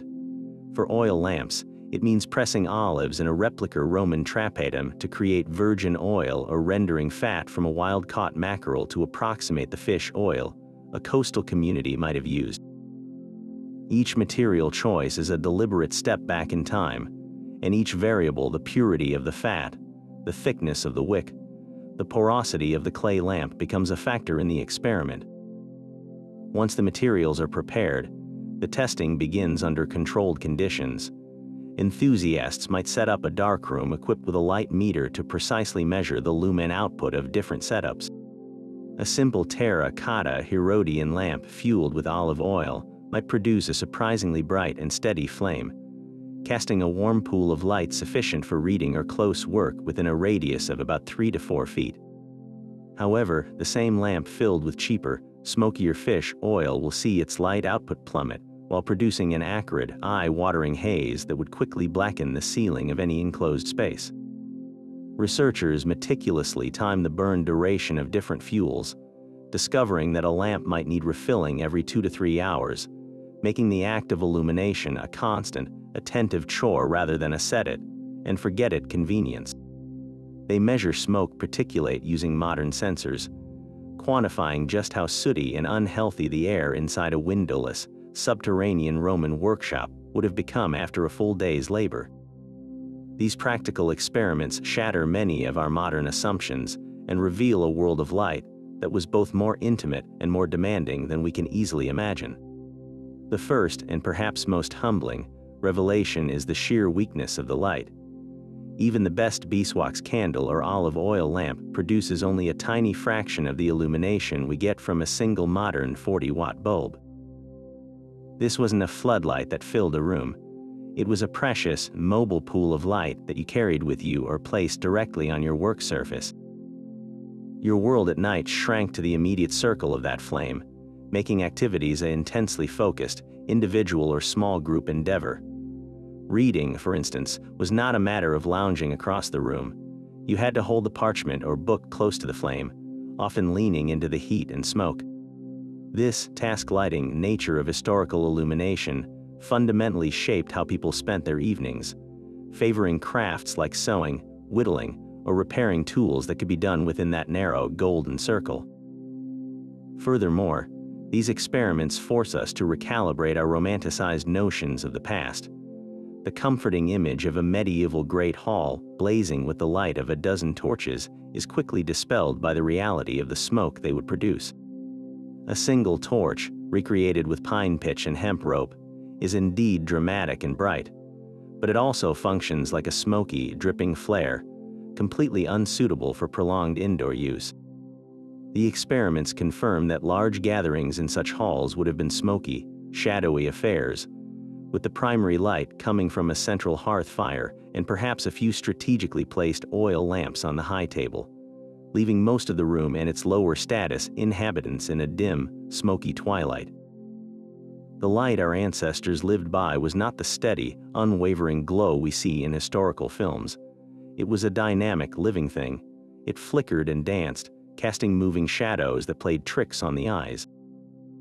It required constant maintenance, trimming the wick, adding fuel, adjusting the position, making the tending of the light an ongoing, mindful practice that wove the management of illumination directly into the fabric of daily life.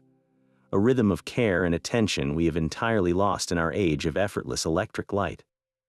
And so we arrive at the end of our illuminated journey, a voyage that began with a single, precarious spark guarded at the mouth of a cave and concludes here, with the effortless miracle of a light switch. This is not merely a history of technology. It is the story of humanity's most enduring and fundamental struggle, a multi-millennia quest to reclaim the night from absolute darkness. Every flickering flame, from the prehistoric torch to the brilliant gas jet, represents a chapter in our relentless pursuit of security, productivity, comfort, and understanding. We did not simply invent new ways to see. We slowly, painstakingly built a new relationship with time itself, transforming the night from a period of enforced vulnerability into an extension of our daily lives, fundamentally altering the very rhythm of human civilization in the process. This profound transformation touches every facet of our existence.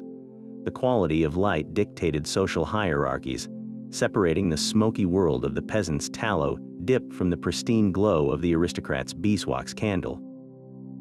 It fueled economies, launching global industries from whaling to kerosene refining, and connected distant continents through intricate trade networks that shipped precious olive oil and spermaceti across oceans. It inspired both art and science, from the breathtaking murals painted by lamplight on Paleolithic cave walls to the precise observations of astronomers studying the heavens, freed from the constraints of moonlight. Our architectural spaces evolved around it, from the open hearths of medieval halls to the gas-lit grandeur of Victorian parlors, each designed to maximize the potential of the available light.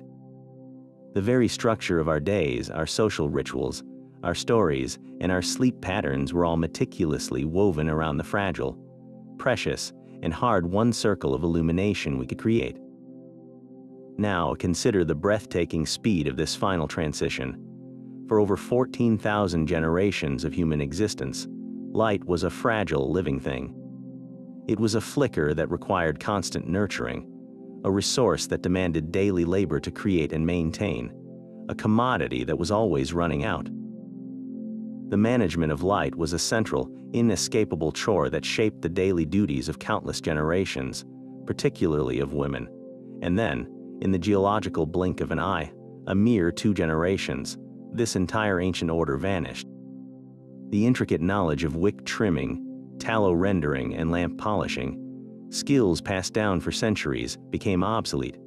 The pervasive smell of burning fat, the ever-present layer of soot, the constant fear of fire, the psychological weight of absolute darkness waiting just beyond the door, all were swept away by the silent, instantaneous, and utterly reliable glow of the electric bulb.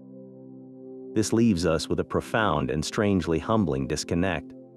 We are the first generation in the entire history of our species for whom darkness is truly optional. We have lost the visceral understanding of night as a palpable, powerful presence.